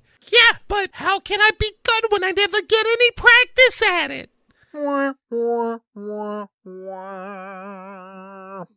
Implying I need to do a whole bunch more fucking because I'm 19 now and it's time to go. Spoiler alert, she has no idea what sex is. She finds out at the end of the movie, but Elvis jumps on his horse and he heads to a car dealership that is selling, what else, a red convertible Cadillac out front. And the car dealership has a sign that says, we trade on anything. And then we get another extended montage where Mr. Whipple from the Charmin commercials, he successfully sells Elvis Joe this car with Elvis Joe surreptitiously using the old starved bony horse as his trade-in. And this scene ends with a literal wah, wah, wah, wah. Right. As he drives by a sign that says, we'll trade on anything. And so he takes this car to Mary's bank and immediately comes in and kind of like, hey, stick him up. gives her a little finger gun. And he's like, so I see they finally got you in a cage. Is that because she's a wild Indian, Bo? I believe that's the implication. I just don't want to think about it anymore because my nose started bleeding. And then, this local politician, the guy who owns the bank, pulls Joe Elvis aside to be like, I don't think I have to remind you how important this arrangement is with the cows. And if you fuck this up, I'm going to have your skin. And he's like, hey, don't worry, man. Listen, you mind if I take my really hot stepsister outside for a minute? I promise there'll be no monkey business, at least in the sense that there will be no monkeys involved, which will be the first time this week. So they go outside, and Elvis has the following conversation with his sister Mary. So, what's the deal with you and your boyfriend Lauren? Holy cow, I forgot the bull. Yeah! He just leaves. He gets in the car and drives off, and his sister's like, well, I guess I'm headed back to work now. And then gets distracted immediately after this. He sees Sheriff Hank and Bronk, pulls over on the side of the road and says, hey man, why don't y'all head out to Glenda Callahan's roadside bar and we'll get drunk. Yeah, and of course, Bronk is just like, hey, that sounds great. I was just thinking I should drink. Elvis Joe goes back to Glenda Callahan's, and she's still pouring water in liquor bottles, because it's against the law. Elvis Joe comes in and he's like, hey, Glenda Callahan, Sheriff Hank is on his way out here because he heard you're selling whiskey, and that's something you shouldn't be doing. Glenda tells her daughter, you need to get in your room and make your bed and play with your dolls. So she disappears, not before sticking her tongue out at her mom and slamming the door. So Elvis Joe goes over to Glenda and he says, look at here, Glenda, I've been thinking about you and me, and I like women with a lot of maturity. I like how loose your body is in certain places and how droopy it is in others. I don't like young, sexy redheads like your daughter with emotional arrested development issues. Why don't you take my convertible Cadillac and go to Flagstaff? I'll get rid of Sheriff Hank and I'll meet you there a little bit later. The sheriff shows up. Glenda freaks out. She runs out the back door, jumps in Elvis's convertible, drives off drunkenly, because she's drunk and can't stay between the lines. And Sheriff Hank says, well, that's a funny way to drive your car,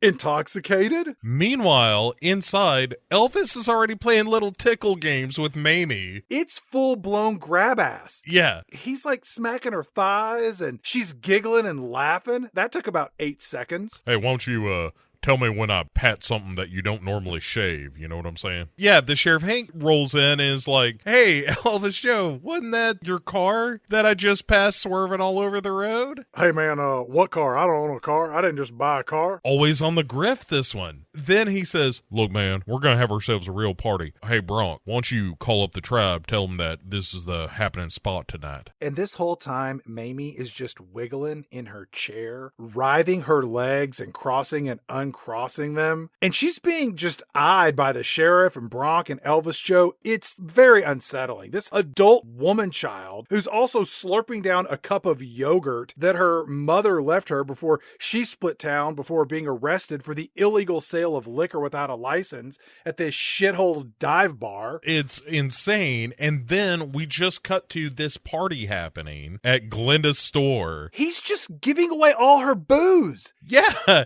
And Elvis leans out the window and actually yells out, hey boys, more booze. Hey, you found more booze? Woohoo! I'll be in there right now. It's like Cleavon Little being pulled out from behind that rock and saying, where's white women at? It is that level of just awful stereotype, only not intended for comedic effect. This shit bar survives on the thinnest of margins. And he is just in this place giving away all of her beer and all of her illegal whiskey that she's selling. Meanwhile, Mamie is like, come out to my bedroom, which he finally does. Yeah, but not before going over to Bronk and saying, hey Bronk, you need to be the bartender. And Bronk gets behind the bar and he's like, hey, who wants some fire water?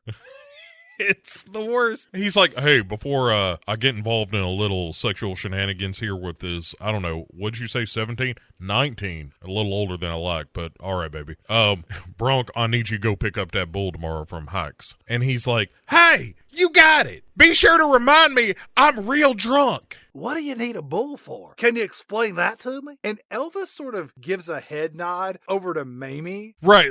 You know what I'm going to do with that bull? Same thing I'm going to do with this heifer. I'm going to knock her up and then forget all about her. They go to the bedroom and Mamie and Joe start kissing and making out. Yeah, on this adult little girl bed. that's covered in flowers, that's pink. The walls have hearts on them. And she tells him, "This is my first time." You're just like, oh my God, this is the most horrifying scenario. If you had a daughter, this is the worst possible way for your daughter to lose their virginity. To a white guy in brown face. Drunk at a party as a gang has taken over the story. I mean, like, this is the beginning of Death Wish.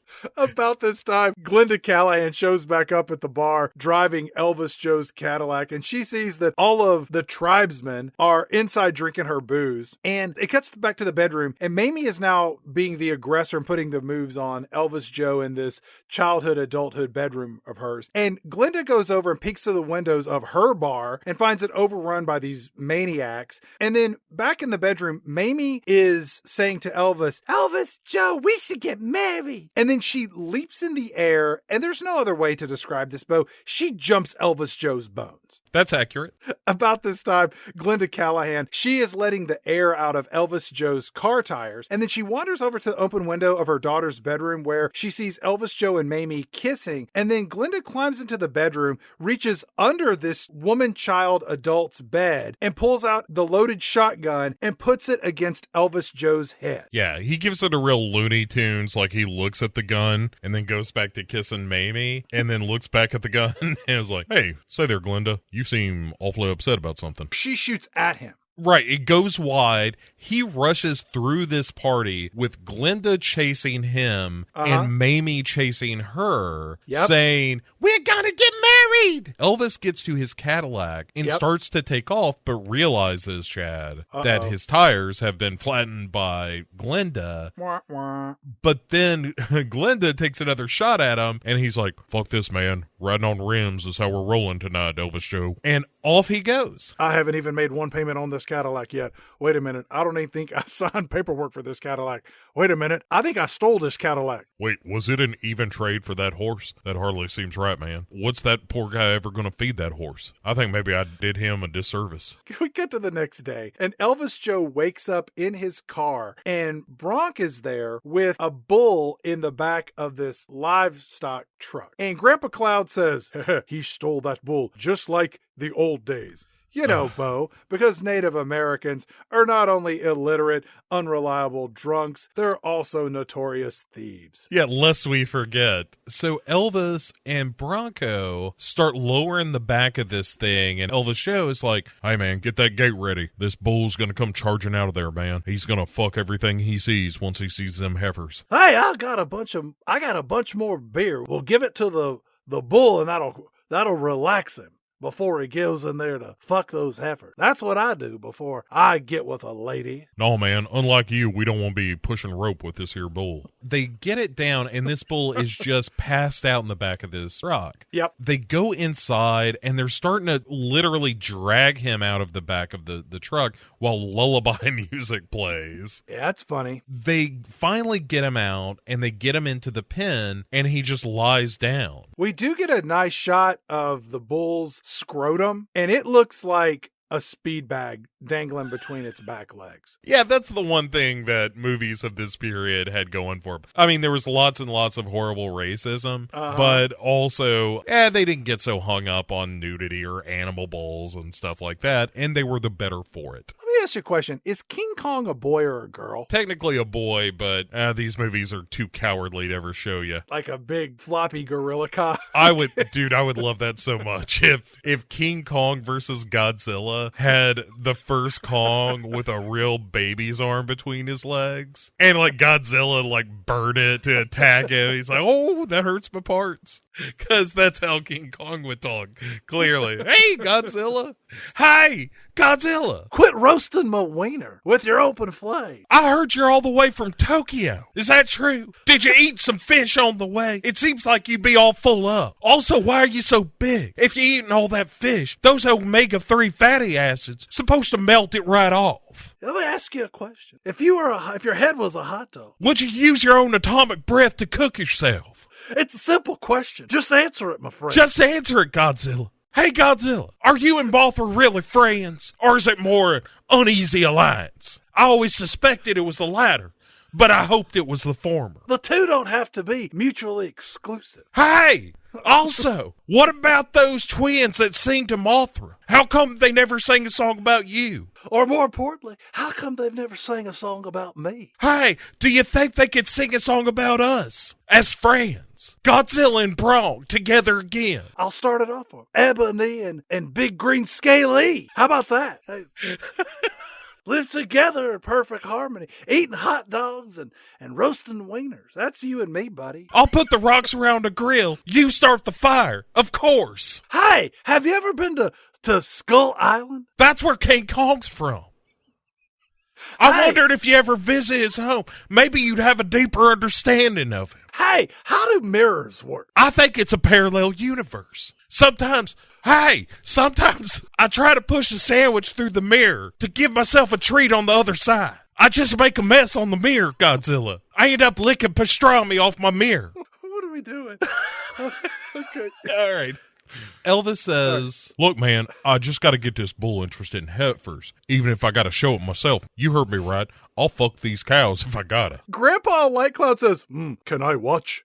Yeah, Grandpa coming out as a real voyeur watched Annie in the earlier scene. Now wants to watch Elvis fuck these cows, which, in fairness, I kind of do too. More interesting movie. Eddie says, this bull is lazier than Grandpa Lightcloud. I'm not going to wait for you morons. Bronk, go put one of the cows that the government gave us a day or two ago, and I'm going to sell it and buy a toilet. Mary is coming here with her future mother-in-law, and I will not have her use an outhouse. Right. And Elvis is like, wait. Hang on, man. We can't just go selling government cows all willy-nilly. Tell you what, don't sell the herd. I'm going to get the money for your pops, man. Before we go any further, Yeah. when did this fourth layer subplot show up that the nosy mother-in-law is coming to visit and they don't want to look poor? Right now.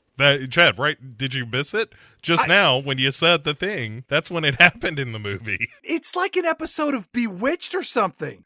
Right. This takes up a huge portion of our movie. A good 10 to 12 minutes of this film is this meddling mother-in-law hijinks that go down. I didn't even know that Mary was marrying Lorne until this scene also. I think they made that up right now, too. Burgess Meredith, who is against indoor plumbing, is like, hey, why doesn't she just shit before she comes? And he is like, you can't ask people to do that. That's crazy. Is that how bodies work? Sometimes you just gotta shit. Not me. 6:13 a.m. every day.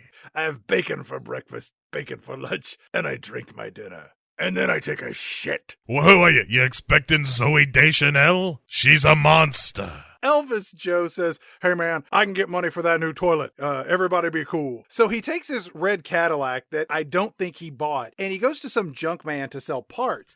And he starts piecemealing it for cash that, again, he promised would be used to buy a toilet so they don't have to sell a cow. But what happens is that Elvis Joe is driving back home to the shanty, and on his way through the one street in this tiny little town, he sees three of the girls that were the ones who were dating his friends from that wrestling session earlier, including Billy Joe Hump. He picks up these three girls. They get in his car with him, and I think that Bronk is with him at this time, and they just immediately go to the liquor store. And then just out into the desert where they drink and scamper around, and Elvis sings another song about how Dominic the Bull won't have sex with heifers. As he's singing this song, he's chasing the girls who are slowly disrobing. And at the end, he has sex with them. No, the punchline, Chad, is that he falls asleep looking for him against the tree, and then all the girls are like, hee hee hee. Yeah, they woke him up and they had sex. I'm sure. Yeah, well, I mean, it's Elvis. Hell, in 1968, I would have fucked him. If he'd have me. Our movie then provides us with yet another montage where we see Elvis trying to explain to Dominic the Bull how he should be having sex with these heifers. This montage is intermixed with Burgess Meredith Lightcloud wrapping their shanty shack with what appears to be stone brick wallpaper. Yeah, I think that's right. To make it look legit or something. And then we also see one by one the cows are being sold, and the money that they're getting for the cows, they're buying new appliances like a TV and a refrigerator, and a toilet gets delivered to the house. Right. And also, alongside this, more and more pieces are being stripped off Elvis's Cadillac and sold to this junk guy. But he's not using any of this cash from selling the parts off of his car to help furnish their shanty house, because every time he gets money, we see Elvis Joe driving through town, picking up another one of his buddy's girlfriends, then making a beeline to the liquor store. That's right. He's, again, shiftless, Chad. You give him a few bucks, he's going to drink and fuck it away. He has sex with no less than 5 women in this movie. At minimum. This guy is patient zero for something. This montage goes on forever. It's like a 5-minute montage. The bull never has sex. Cows keep getting sold. And then it gets down to the point to where Elvis's Cadillac is barely running. It doesn't have, there's no cover for the engine or the trunk. He's sitting on like a wicker chair. There's no windshield. The doors are gone. I think it's supposed to be funny, but it's not very funny. And all of this culminates in yet another song where after all of this shit is sold off, you know, the cows are being sold off, the car's being sold off, it's all going to shit. It's raining outside and Elvis doesn't sleep inside on account of him being Native American. And so he's just getting rained on in his now skeleton of a car that doesn't even have an engine, covered with a plastic tarp, with the dogs, like covered with a tarp with the dogs, singing with the dogs, surrounded by wet feral dogs. A song titled All I Need Was the Rain. Yeah. Bo, this movie is completely bonkers. It's very racist, yes. This is one of the most inconceivably bizarre movies I've ever seen in my life. Yeah. And like you talked about even in the introduction, it says something that the movie kind of remains watchable if offensive, because Elvis is just incredibly charismatic. And as he's singing with all these dogs and, you know, as the scene's winding down, he's just like, hey man, move over. Hey, get your tail out of my mouth, man. Come on. Don't take all the blankets. Come on, Rufus. You know, that kind of stuff. It's like, man, he's Elvis. You're charming. Somehow Elvis gets his hands on a motorcycle because he needs transportation in the movie. And he sold the horse, and the convertible has now been picked apart by the Junkman Vulture. Right. But he gets a motorcycle. So finally it's the big day where Mary and her fiance Lorne are going to show up with Lorne's mother for a visit. And so Elvis Joe, he gets on his motorcycle and he takes off because, you know, Elvis isn't important to any of this sitcom plot about a mother-in-law visit. Wait, who's Mary again? Have I slept with her? She's my half-sister. Oh, okay.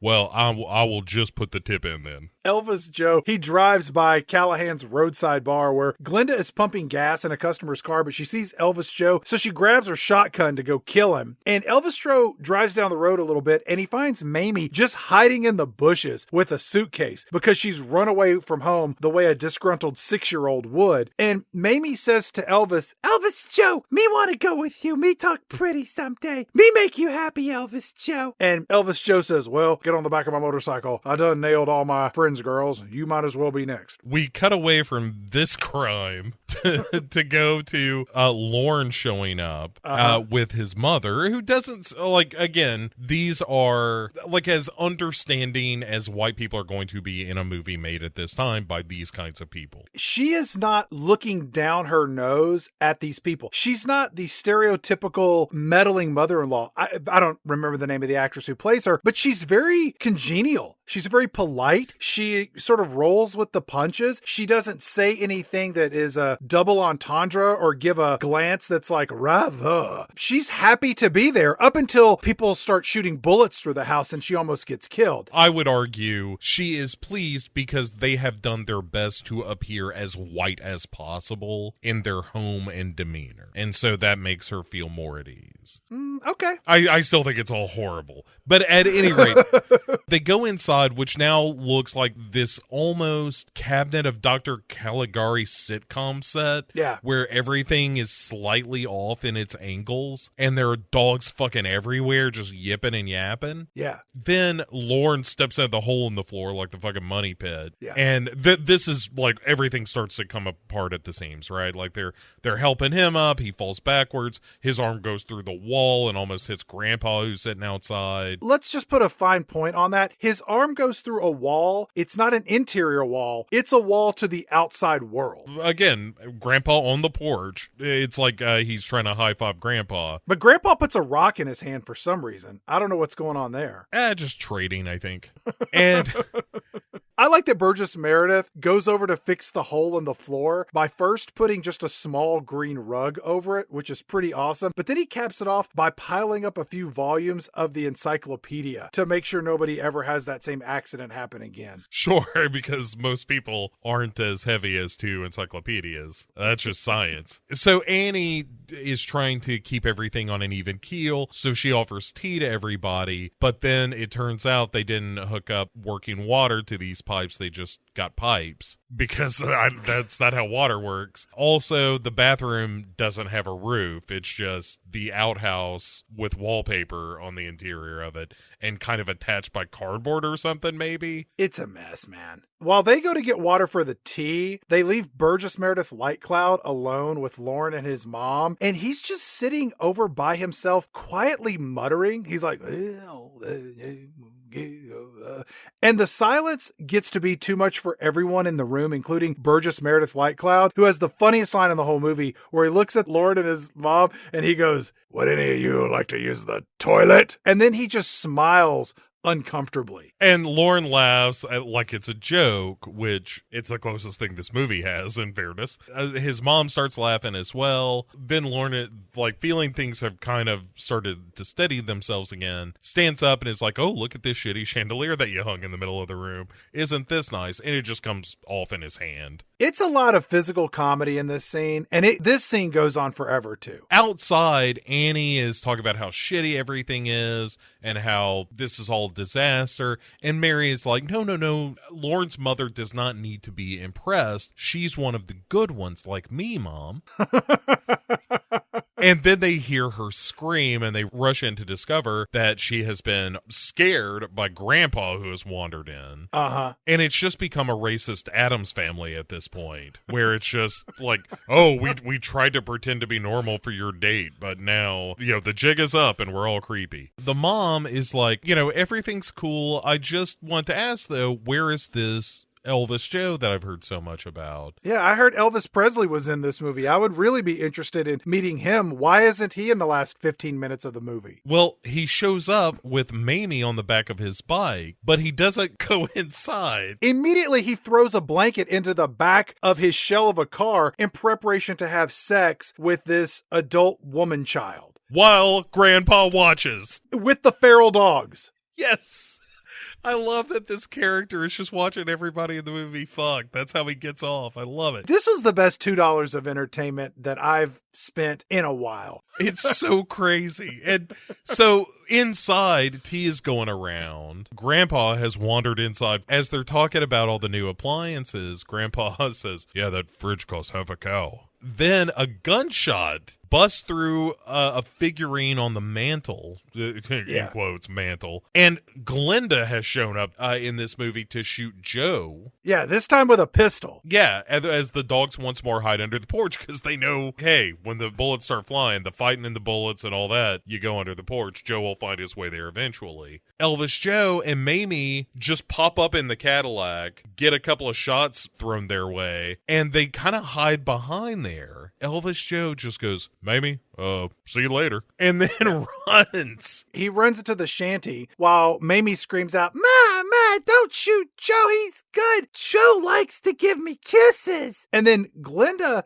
is just marching around firing bullets wildly into this house, which, keep in mind, is full of 1, 2, 3, 4, 5, 6 people. I don't know. Who knows how many dogs? And so Glinda then reloads her gun. That's premeditation, Bo. Elvis Joe escapes the house by just exploding through a wall that's made of tissue paper. Yeah, and gets to his bike. And for a minute it won't start, and then it does, and he starts to get away with Mamie running after him. Yep. Saying like, "You forgot me, Joe." She's about to learn a real hard lesson here, Chad.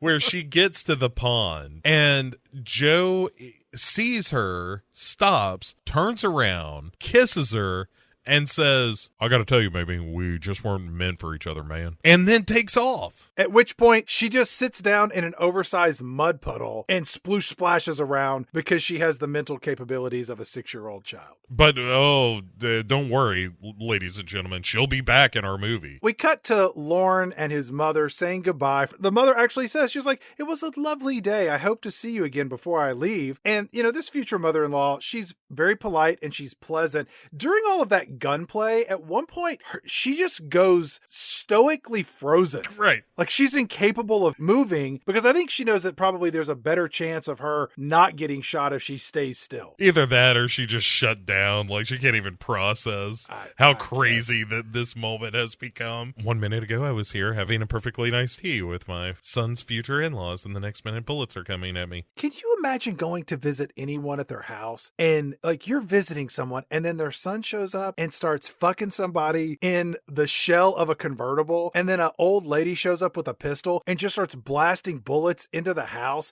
reloads and starts shooting. The son runs in, crashes through a wall. The old lady comes in still shooting the gun. He runs outside, gets on his motorcycle and drives off. That's a hell of a day. In fairness, Chad, you could have stopped after the son comes home and starts fucking somebody. Like everything after that is icing. Like if you're in somebody's home and their son rolls in and just starts fucking somebody out on the front lawn or in the same house, like you just see him come in, go up the stairs and you hear the clear sounds of fucking.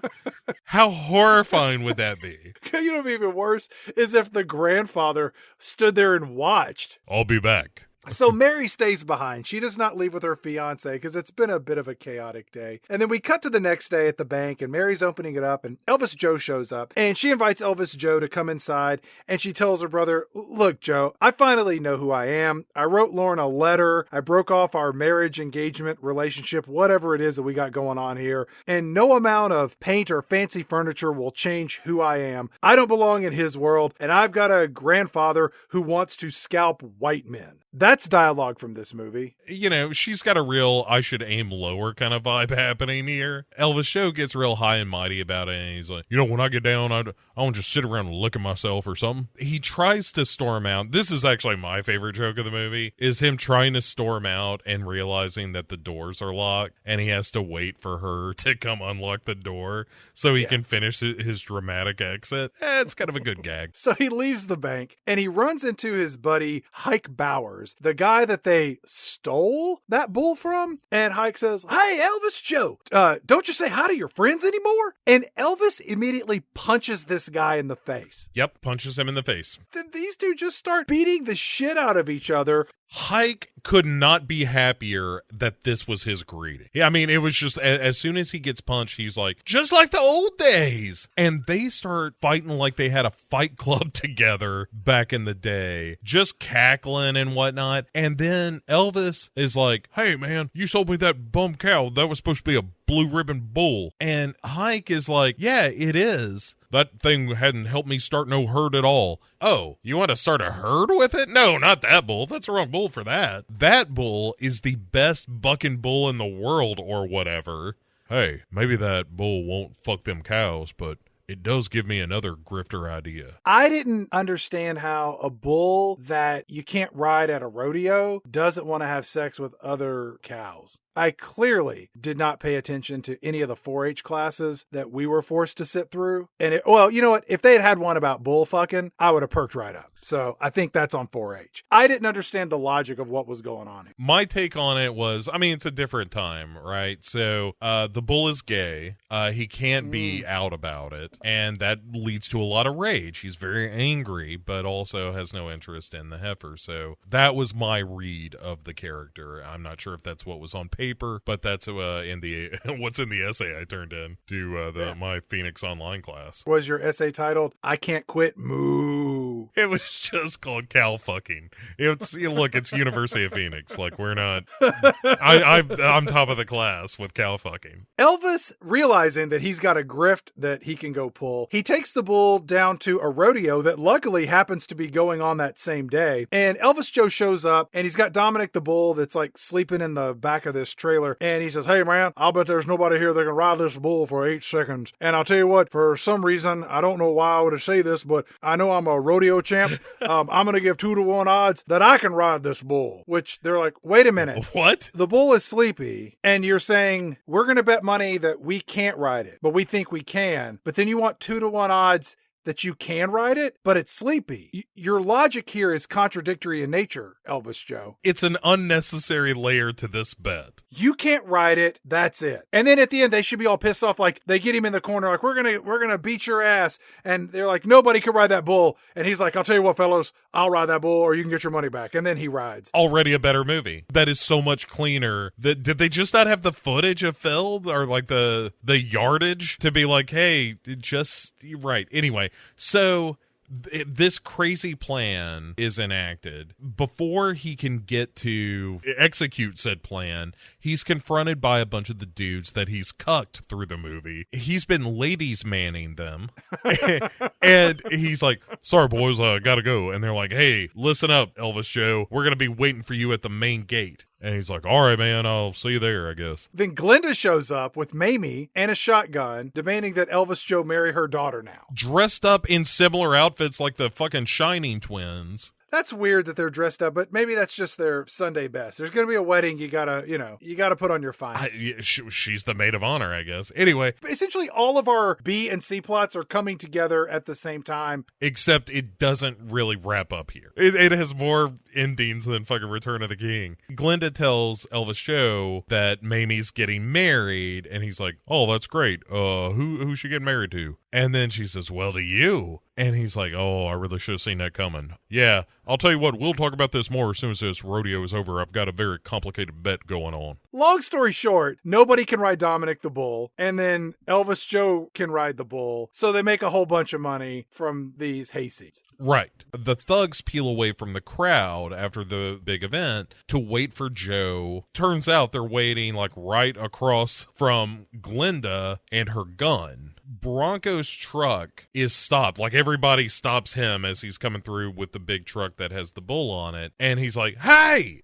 why are you stopping me? I gotta get this bull back. There's only one thing in the back of this truck, and that's a bull. There's definitely not an Elvis Joe back there. Hey, let me ask you a question. What's with the pink outfit? Did you have to order that special? That doesn't seem like something you'd find on the rack. Hey, I never wore anything that was custom made. Everything I bought from Kmart. That's the last time I purchased clothing. It's straight off the rack. I've tried to have it tailored, but the problem is my body is very strangely shaped. The top of my torso looks like a trout, whereas my hips kind of look like an A-frame house turned upside down. Kmart just got me right. Also, I think their off-brand Garfield comic shirts are quite a stitch. Last year, last year I bought my mother an oversized sleep shirt with Tweety Bird on it, and it said, I've got tweetitude. She loved it, from Kmart, and it fit her quite right. She's shaped like a grimace. It captured her perfectly. She does have tweetitude. Even before I saw the shirt, I would have told you that. So he drives out of this place with Dominic the Bull and Elvis Joe in the back of the truck. No one bothers to look. That's the moral of the story. Everyone is just like, is he in the truck? Bronco says no. Okay, why would you lie to us? Back at the Light Cloud estate, Burgess Meredith is there, and he's trying to repair all of the bullet holes in the windows of their house with plastic sheets. I think it's like blue saran wrap. And then Lauren shows up, and he wants to talk to Mary, but she doesn't want to talk to him, and she locks herself in her bedroom. A lot of unwed women locking themselves in their bedrooms in this movie. Then the congressman shows up, wanting an update on how the heifers and the bull are doing when it comes to having sex and cow babies. Remember, Bo, they sold all those cows. The congressman actually says, hey, there have been rumors that some of the cows that we gave you are showing up in stockyards. Burgess Meredith Light Cloud says to this question, yeah. He gibbers like an idiot. Yeah. They ask him, did you sell them? And he's just like, And the congressman is like, well, it's going to be really hard to explain that in Washington. His partner, Mr. Slager, says, Burgess Meredith Light Cloud, you're gonna go to jail. Selling government property for your own personal gain is a crime against the United States of America. You're a disgrace to the Indian. And then he gets interrupted because over the hillside come about 100 cows. Led by Bronco. Hey, stop that racial slur. 1 second. Pump the brakes. We're going to prove you wrong. Look, we're not just illegally selling government property for our own gain. We're over here pulling off a con and ripping off other white hayseeds for our own profit and benefit. And we bought these cows. We're going to sell them and buy about 1,000 toilets and open up a plumbing supply store. Go ahead and open up some beers. I want a fresh one when I get there. Just pour it in my mouth. That's how I drink Bronco style. I'll tell you all about this scam. It's quite a story. It involved a very complicated bet and a bull that we had to buy after we cooked yours. It's quite a journey. Hey, I killed a bull and I slaughtered him. And you know the craziest thing is? I don't remember doing any of that. People told me about it. Have you ever killed a large mammal and cooked it and eaten it without being fully conscious? I have. You can't wash the smell of beef out of your hair. I've tried. Look at my fingernails. This is blood and fur from an animal whose life apparently I strangled by putting my arms and legs around its neck and saying the Lord's Prayer over and over again. Turns out a cinder block won't work. I tried. Nor does a golf club. By the way, if you all need to use the toilet at the Cisco, I've got the only key. I buried it with the remains of the cow. I'll draw you a map. It's just over there under that big pile, the one that's got all the vultures around it. I hope they didn't eat that key, because I've got to take a wicked Deschanel. Spoiler alert, it's under the rusty bike. So the congressman then says, Burgess Meredith Lightcloud, it looks like you're the biggest cattleman in the 23rd district. And with the news of this success, I'll soon be governor of Arizona for some reason. I hate to, pick nits at this point of the movie, but a crime has still been committed. Just because he has some cows doesn't mean they're the ones that you gave him. The fact that they were able to pull off the scam is the only reason they're cows at all. Right. Much less the ones that they started with. And if every person that they give cows to in this program moving forward, this is still not a good result. Maybe best case scenario, they bought back all the cows that they sold because they were being sold at the rodeo or the auction. Let's go with that. I still contend that the crime was committed as soon as the cows were eaten and or sold, and that somebody needs to answer for this. So inside the dilapidated house, Lauren is still screaming at Mary to come out and talk to him. And he actually says, Mary, we can work it out. Think of all the other couples that did it. John Smith and Pocahontas. Ugh, yeah. That didn't go over too well with Mary. No, well, or anyone. And outside, the dogs start yapping and jumping around. Apparently nobody's got a gun. And then a Blue Studebaker shows up, speaking of guns, and it's Glenda Callahan, her simpleton daughter Mamie, a judge, as well as a shotgun. And Glenda jumps out and points the gun at Elvis Joe and says, you're gonna marry my simpleton daughter or I'm gonna murder you. And so Elvis Joe says, hey, look, Glenda, all me and Mamie did was kiss. Wait a minute. And then the judge just starts the wedding ceremony out in the front yard of dirt. And then Lauren's still inside screaming at Mary to come out of her room. Outside, the judge says, do you take her to be your wife and do you take him to be your husband? And before they can answer those questions, another truck is pulled up full of Elvis Joe's wrestling buddies, all the ones whose girlfriends he fucked throughout the movie. They pull up and Elvis Joe tells the judge, look, man, I gotta go. Elvis Joe runs off, but not before his friends pile out. And Bo, we get a 5-on-1 fist fight with no background music and a flurry of slide whistles, kettle drum thumps, and other comical Foley artist sound effects. It is utter mayhem and nonsense. Bronco eventually gets in on the action and they're punching guys at the same time and getting punched together and they're flipping through windows and Grandpa's hitting people on the head with sticks. Yeah, I mean, again, 30% of this movie is just people fighting and wrestling and here we are at the end. It's a large part of it, yes. It's crazy, man. At first, when we started this conversation, I thought that percentage sounded high. And now I think it might be a little low. I think it might be a full 50% of the movie is fighting and wrestling. The judge wises up, looks over at Glenda, and says, look, I can't force a man to get married married to a girl just for kissing. Then Glenda looks at her daughter and says, Mamie, is that really what happened just between you two? You just kissed. Yes, Mama, we just kissed. So then our 5-on-1 slide whistle fist fight makes its way to the top of this judge's blue Studebaker, where there are 5 men in a big ball just beating the shit out of each other left and right. The car's getting all dented in, and inside the car, the judge looks terrified, and Glenda is now proceeding to whisper in her daughter's ear, explaining to her how babies are made and what sex is, and Mamie sits beside her aged mother, giggling uncontrollably. Right. She seems to like a lot of what she's hearing. And I think she suspected as much because of what happened with Elvis Joe. It seems to me she was on the trail. One of my favorite things about this is, as the fight goes back into the house at this point, there's a point where Elvis is thrown past Lorne through the wall and into Mary's room. Right. But because of the fight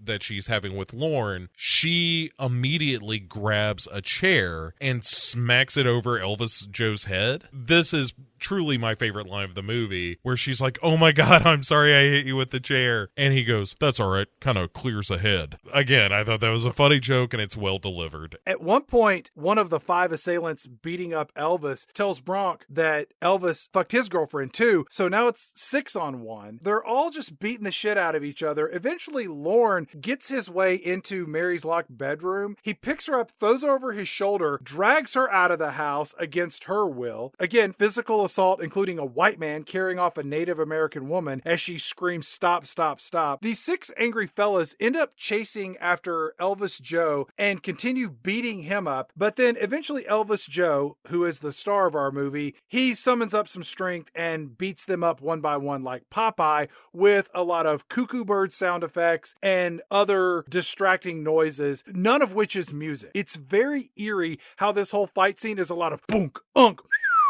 Boing. boom. As they're fighting, the house is coming down around them. They hit the one support beam, or maybe that tree that's in the house, and the whole thing collapses. Like, there's a huge pile of trash up in this attic. It looks like some sort of hoarder collection of garbage just comes crashing down, and then it's just a pile of shit and metal. So Lorne and Mary kiss as the house collapses, and then they look over at this utter wreckage, and Joe pops up and says, hey man, that's what I call one hell of a fight. And Grandpa and Annie and Burgess Meredith Lightcloud are standing on the front lawn, the front dirt, and it's like they're all on nitrous, and they just start giggling uncontrollably as they stare at this pile of trash house. Well, they're all drunk, Chad. And then the camera, which is attached to a helicopter, and we now see all 100 of these cows being herded into a pen, again, that is suitable for maybe 3 cows. Yeah. And the movie says the end. Not a minute too soon. I can't recommend this movie enough. This movie it's indescribable. You've really got to see it to experience it. It's the most racist thing I've ever, well, Birth of a Nation is the most racist movie I've ever seen. It's a curiosity. I mean, that's for sure.